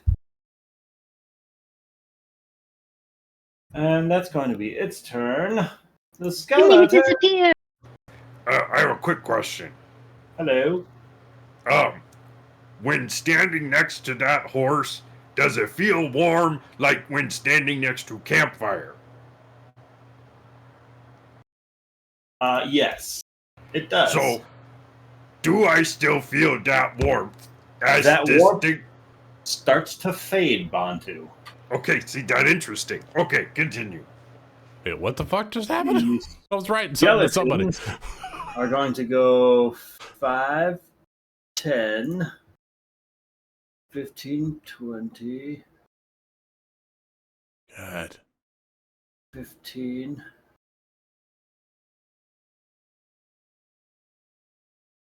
Ah, 20. 25, 30. Boom, boom. Down, down. Okay. I believe that's as far as they can get. So one of them gets within range of Briario's to swing. Uh-huh. There's a skeleton clawing at Briario's with a natural 2 is not going to do it. I 1, am 2. so tired of these undead in my planes.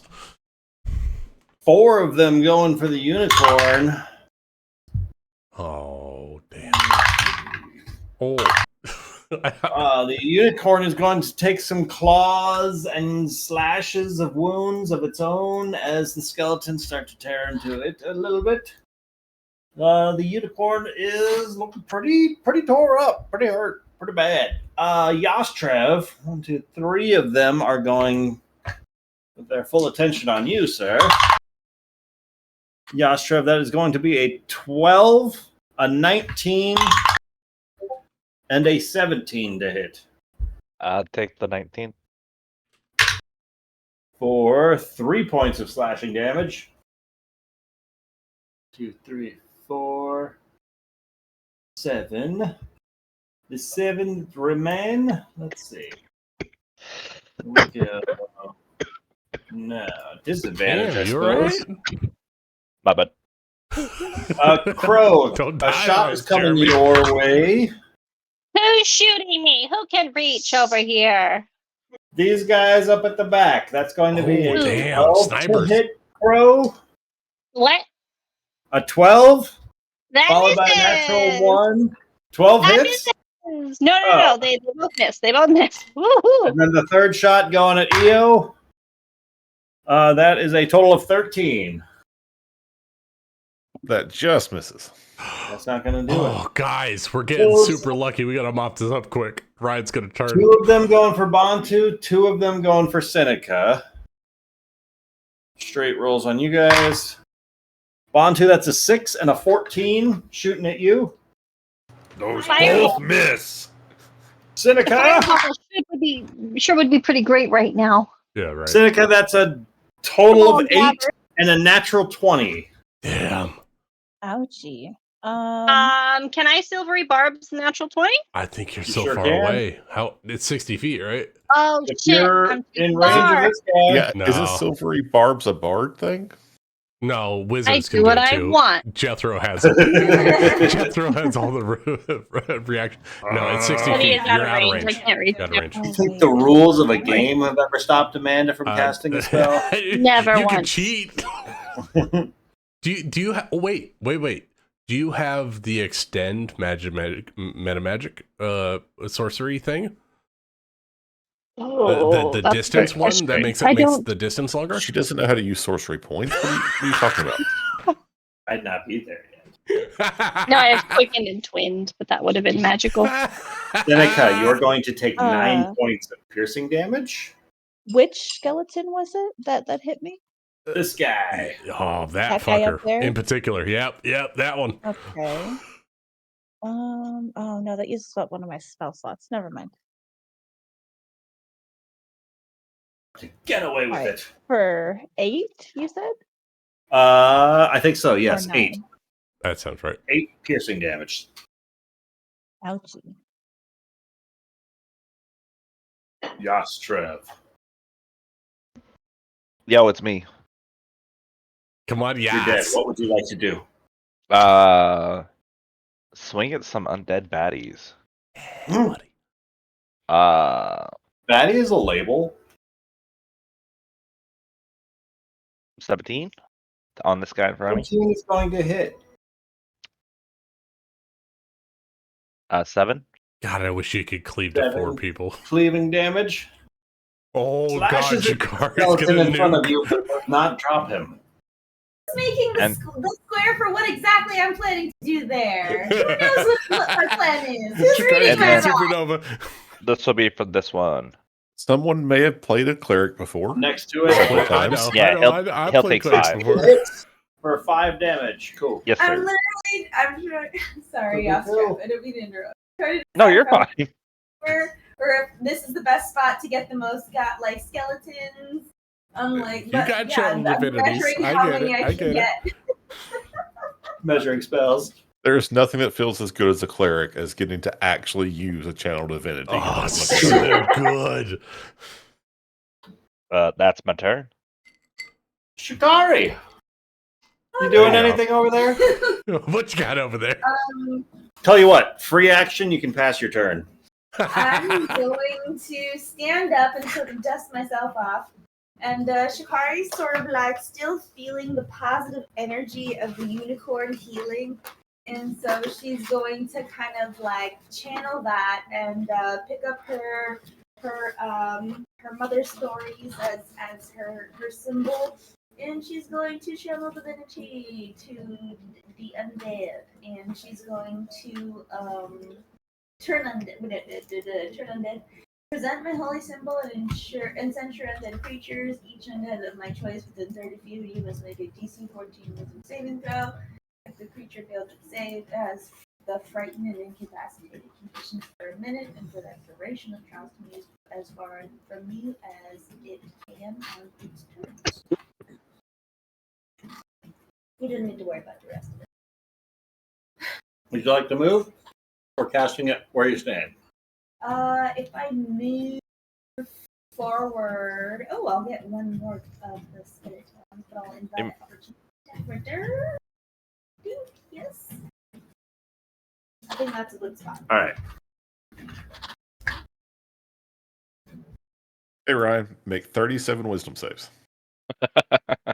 I'm sure skeletons have an incredible wisdom, so worry not. Let's go left to right. Nope. What's the DC? Holy diver! Nope. You've been out too long in the Nope. midnight sea. Nope. Down to 14. So beats it. So 1 save.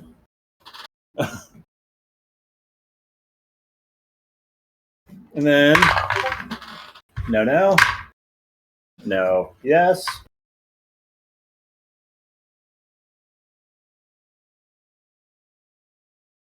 And no, yes, no, yes, no. That was so many no's. I loved it.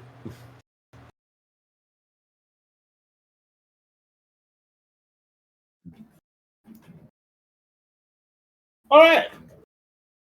You see a lot of these skeletons turn their attention towards Shikari and realize why that flaming skeleton might have been trying to draw their focus towards her. Yeah, you. You know, it's really too bad that they're now frightened and incapacitated for a minute. As a channel divinity goes off. That's Shikari's Actually, turn. let me check the flaming skeleton because he's also in the radius since you went down. Nope. So since it's his turn, frightened and paralyzed. Incapacitated. Frightened and incapacitated. It can take no actions. Cool. So that's his turn. Unicorn is going to Stomp. Bree, dump sauce on up. some skeletons. Not Bree. Chikari. Yes. Chikari's awesome. I said Bree, but I meant Chikari. The re at the end is getting to me.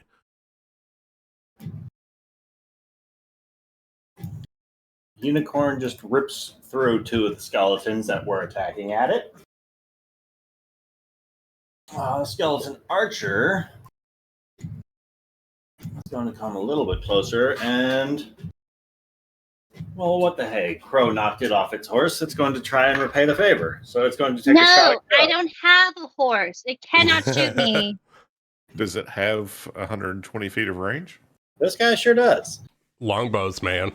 Ah, woof. Oh, okay. So Bro, it must that's be more a- than 120. That's a 12 to hit, Crow. It misses.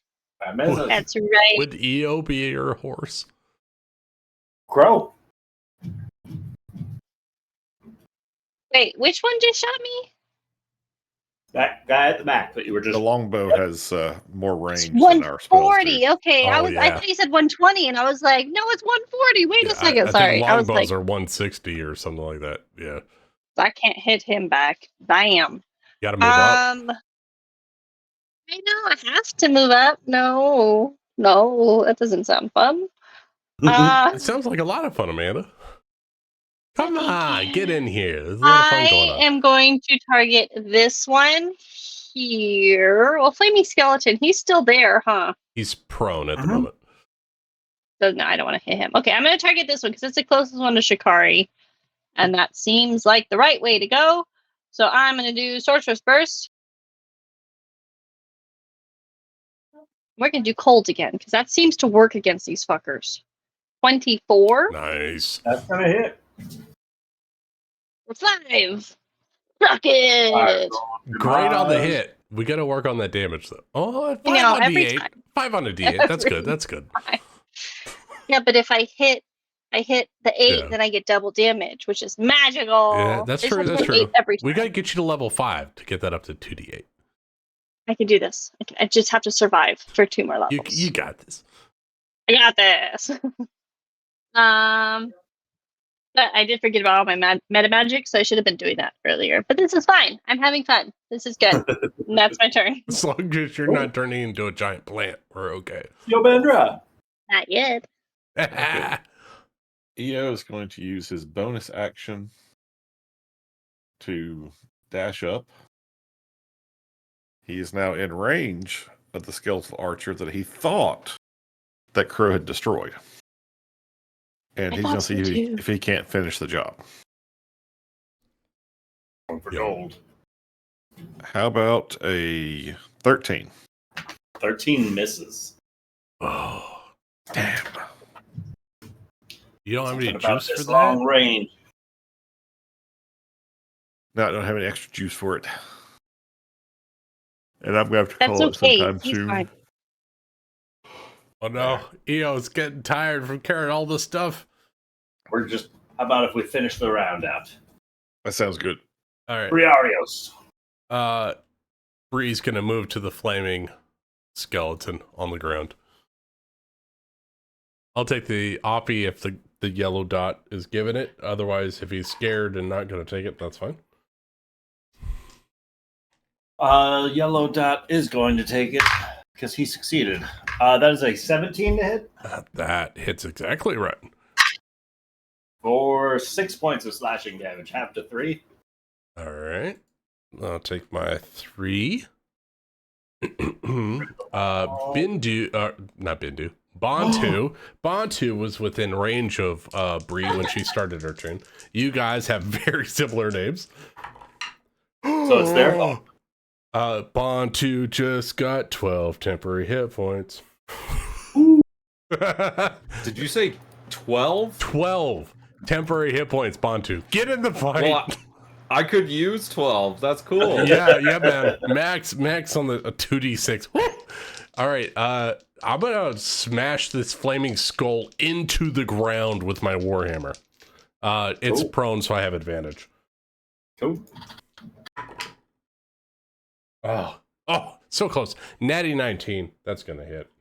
Natural 19 is gonna hit. Ooh, really good. 14 points of magical bludgeoning damage into the ground. I don't know if that 14 affects points of anything. magical bludgeoning damage is going to hammer into the side of this flaming skeleton. And as it does, this orange glow from inside of its chest is going to explode outward into this fiery explosion. And I'm going to need Briarios and Bantu to roll me a dexterity Good thing saving you got throw. those temporary hit points. I'm going to use this magical unicorn die for my dex save. 7. Oh, Bantu, you're going to take 17 points of fire damage. Good thing I just got 12 temporary HP. I have advantage because I'm a barbarian, so overall that's a nat 20. 23 for me. 23, you're going to take half of that, so you're going to take 8 halved to 4? What type of damage is it? Fire damage? No, I take the 8. Then you That's take amazing. 8 fire damage from the death burst of the flaming skeleton. I'm not Cognar, so I take that. All right, die, flaming skeleton. As that flaming burst explodes, rupturing through the air, there's a sort of almost a heat-like distortion of a warp in the air as across the way, through the ethereal, the visibility of the nightmare can once more be seen. back. Oh, fuck. It's back there. All right. I knew that fucker was the reason. Bree's got. Damn, how much did I move? 10 feet. All right, I got 20 feet of movement. Bree's gonna take the long way and get to the far side of the skeletons with their last 20 feet of movement. I don't know what's keeping all these undead here, but if we can find whoever's in charge, I don't know if it's the archer or if it's the nightmare themselves, we might be able to end this incursion. Seneca stumped, and what would you like to do? All right. Seneca's gonna ditch her magic for right now and don her daggers. Oh shit! Yeah. She's gonna move. Wait, come on. Nope. I don't know how far I moved. Hold up. There we That go. was 10 feet. Oh, perfect. Okay. Yeah, you got it. All right. So she's gonna stab her dagger at the skeleton right in front of her. Cool. 22. 22 hits. And then bonus action, because she has 2 weapon fighting, hit the other one, and I'll have to be reminded how that works. You're a warlock, right? I am. All right, so you get to attack, but when you attack, you don't get to add your dex mod to the attack roll or the damage. Okay, gotcha. And when you make the extra attack of the light property with this weapon, you can make it as part of the attack action instead of as a bonus action. That's addition because Yeah, so you still have a free bonus action. So you get your 2 attacks for your action. That's cool. Oh, okay. Yeah, So then, as long as you have the nick property, right? Or is that different? I do. Oh, God. Yeah. Hey, there it is. So my second one just doesn't get my dex modifier. Correct. Okay, Cool. So 17 then. Those are both going to hit. Nice, Seneca with the So daggers. this one is 8 piercing, and then what's that? A D4. Yeah, it'll just be the weapon damage die, no dex on it. For an additional 2 piercing. Drops the skeleton that Seneca's stabbing the dagger into. She's dangerous.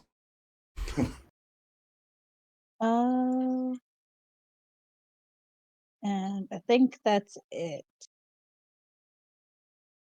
Cool. Do you have any bonus action things as a warlock that you can do? I have one, but it's a spell. Okay. And I have limited spell slots. Yeah. Save the reserves. Right, Bontu. that's it. Awesome. Bontu. Bontu passes. Bontu, come kill a skeleton, please. 1, 2, and 3, and 4, and 5, 5. Do. No, Bantu. He's Uh-oh. pinging. Is that one next to you turned? Aren't these ones that without the yellow dots feared? There he is. The ones without the yellow dot are feared. They're frightened and incapacitated. Yeah, so you're fine standing next to that one. So there's just one that's not? Okay. Go. Then let's do something stupid. All Been right. too stupid for a couple sessions, Nick. Come on. All right, so Bantu's going to rush up to here, and then he's going to adrenaline rush. And get 2 temporary HP.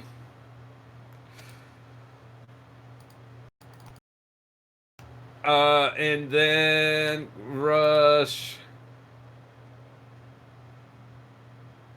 Is it the nightmare that's the source? I don't know what the source is. I think it's the nightmare personally. That's what Nick. That's thinks. what I've been feeling too. That one kind of like teleported. Bantu's been gonna go with. So Bantu's gonna run up to this cluster of fuckers here, and cast a thunder wave at 2nd level. Con saves. Yep, from all the horse skeleton, skeleton archer, and the nightmare, please. Okay, starting with the net. I just rolled like dog shit. Or a 16 on the nightmare. Well, he'll take half. The warhorse skeleton for a 14. Well, he'll take half. And the archer for 12. Well, he'll take 8. 4, 4, 8.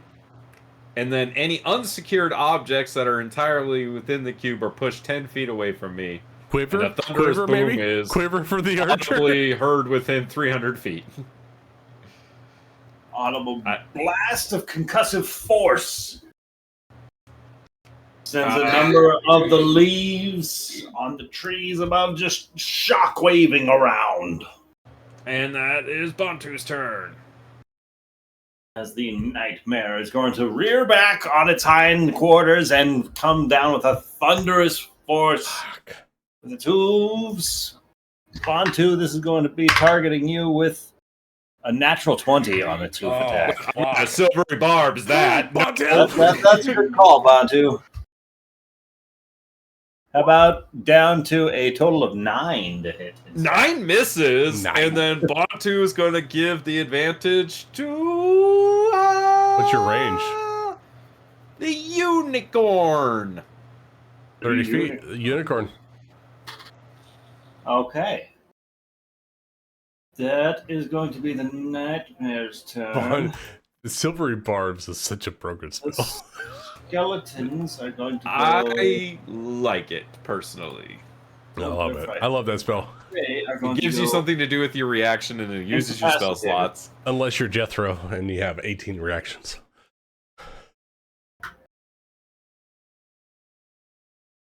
Can't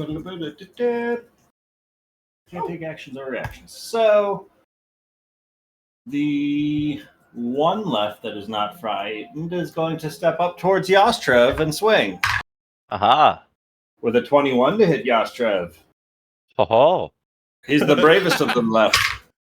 For 6 points of slashing damage. Ow. All of the rest of them spend this turn frightened and incapacitated. And they have to try and move as far away from me as they can. Then they do. I'm going to go 1, 2, 3. There. Actually, I don't think since they're incapacitated, they can't actually run away from you. This is And if the Well, I creature think is- they're incapacitated and have to flee, right? From the thing. What does it say? Turn Interesting, undead. because incapacitated literally says can't take actions or reactions. I guess did I change it so that it's no longer It like a doesn't make move their action? movements. It doesn't make their movement speed 0. Okay. Yeah, because every For turn the you get a duration movement, of action, the and a channel bonus action. divinity, it tries to move as far from Yeah. her as it can on its Get him. turn. That's one of those weird interactions where to try to. Can I get that attack of opportunity? I don't think so because it's forced movement. Oh, okay. But you are up next at the end of the round. Oh. The last I'm turn a- before the week. Jeremy, make it good. We'll swing with advantage with superiority dice. At the one steadfast heroes at the one hero skeleton. Yep. Oh no! No heroes. An 18's gonna hit. For 11. Plus your superiority die. Oh, yes. 19. Yasker, you want to tell us what it looks like as you drop that skeleton? I want it to be kind of comical, like I reach out and hit it, and it just stands there, and then it just crumbles in a pile of bones and makes the noise. As the skeleton crumbles down into a pile of bones, there's this golden energy that starts to wash across you from somewhere behind as the unicorn itself starts to radiate with this glow of positive energy as this inspiration fills it. And this glow is going to continue to wash around the party. And between now and next week, everybody go ahead and level your characters up as the unicorn's going to give everybody that last little bit of a bump. Woohoo! Do we roll for hit Who's up points left? now or next week, Ryan? We can do it now or next week. I'm whatever. ready now.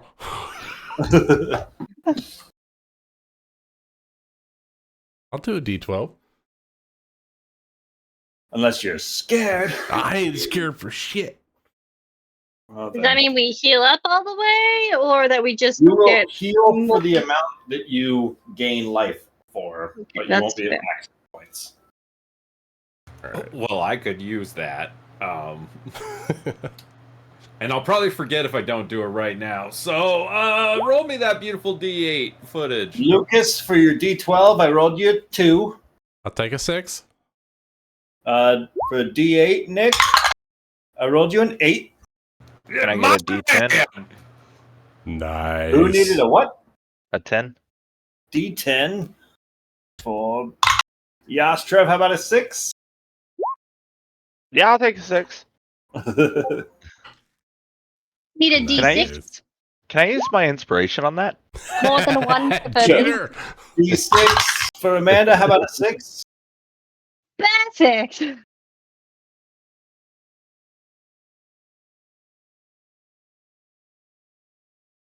EO needs a D8.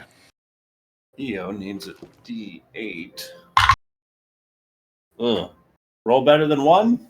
I rolled a 7. Much better than 1. I also need a D8. A D8.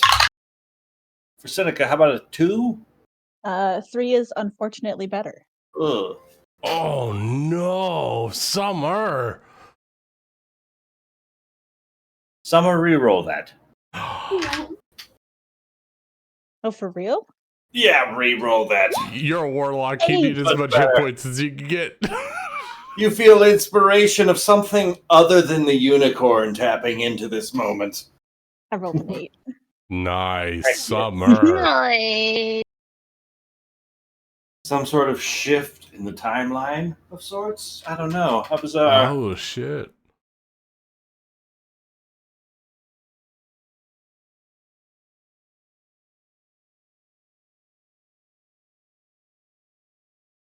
Guys, die. Hit die do you need? Hit dice? Are we the Okay. Yes. Who killed the flaming skeleton?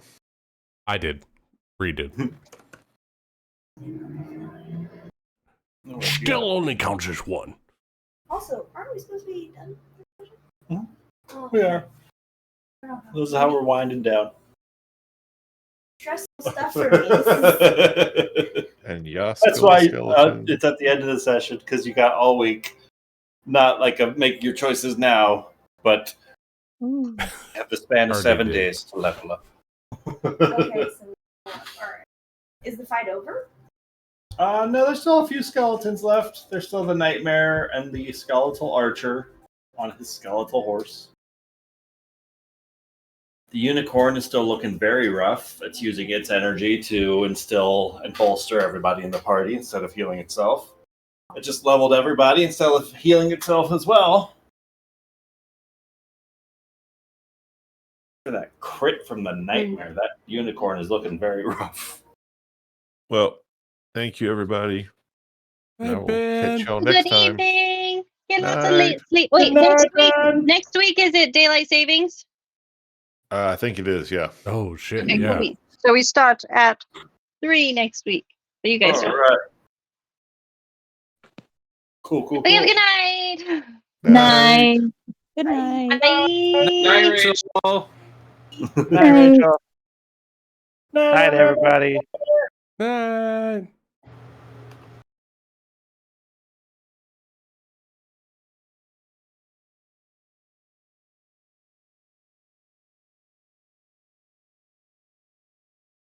Oh, I was still looking at things.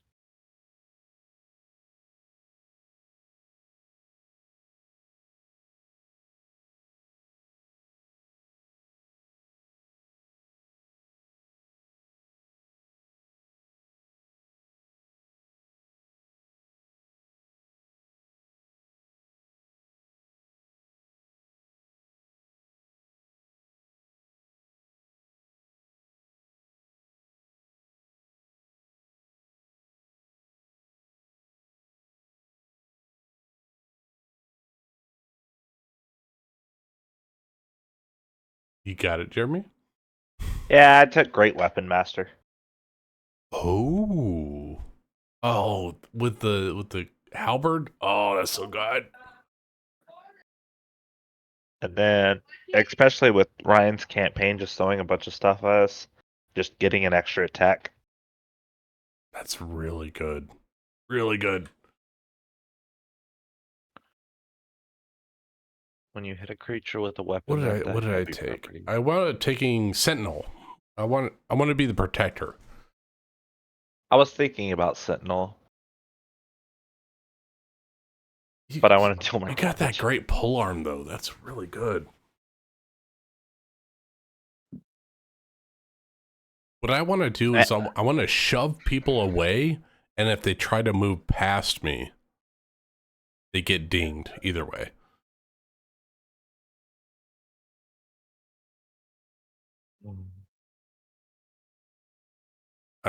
Although I'm torn between Sentinel and Crusher.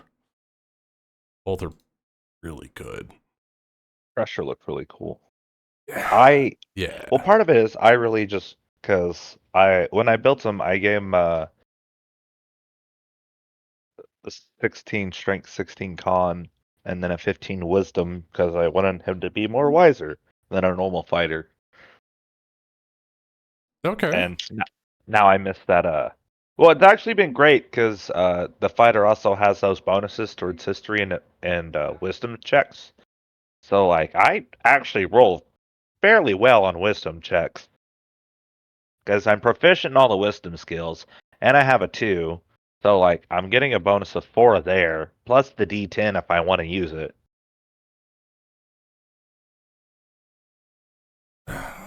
That's really good. Fighters in 5.5 are really fun. Barbarians are too. I mean, I've been rolling hot on my temporary hit points. So as long as you guys are close. Fighters are I love the versatility of fighters though, especially the Battlemaster. You got so many tools to deal with so many situations. It's so good. I also like the fact that I can pick up another feat at level 6. Oh man, that's really good.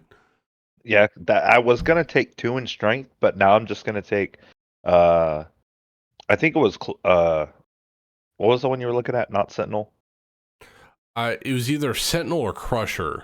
But if Yeah, I you're think if you're Crusher- wielding a polearm, you're not going to get Crusher. Oh, then it's. Oh yeah, no. But if I take Sentinel, I think it also gives me a bonus towards strength.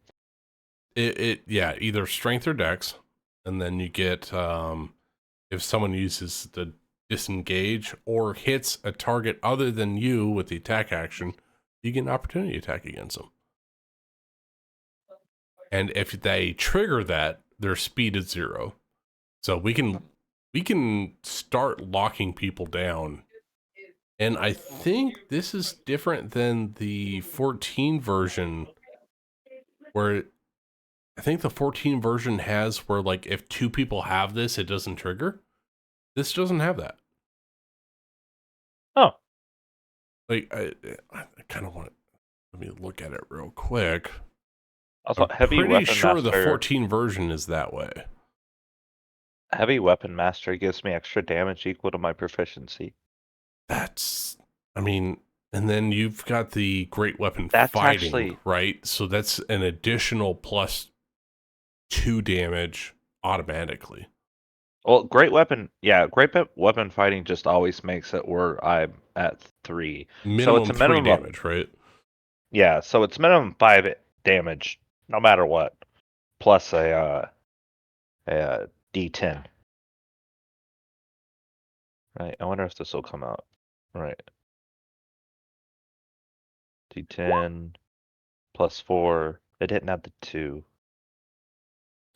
Yeah, they got rid of, so in Sentinel, they got rid of when a creature within 5 feet of you makes an attack against a target other than you, and that target doesn't have this feat.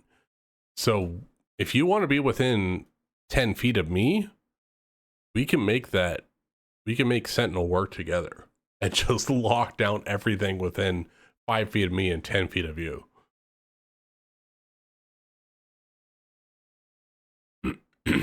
That'd be good. I would take They wouldn't that be at able to 6. move from us, and we would, as long as they're between 5 feet of me and 10 feet of you, we could provoke between the 2 of us.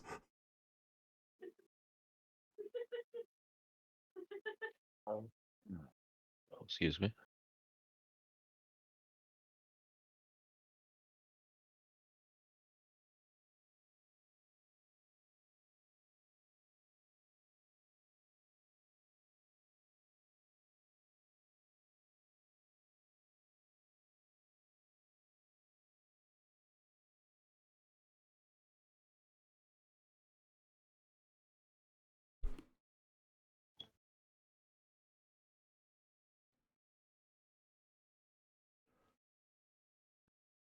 Let's tactical shift. Oh, when you activate Second Wind as a bonus action, you can move to half your speed without provoking opportunity attacks. God damn. Oh, God. Yas is going to be moving all over the battlefield. You know what's funny? I built Yas Strength Wisdom, and Rachel built Rianne Dex Intelligence. You guys are a good combo for a group. It helps. Bree, unfortunately, is mostly just strength. Bree is the wall that does not fall. Bree is also double health. And what's your health at now? 51. 51. You have 102 fucking health, my friend. Yeah, I do. I think maybe the biggest boss we fought had triple digit health. Maybe. Yeah, I'm very close to that. As long as it's non-elemental damage. I'm not the super tank, but I'm very close. Well, I've leveled up my character. I'm gonna go hop off. All right, You Jeremy, have a wonderful evening. You have a wonderful evening. Say hi to Lena for me. I miss her.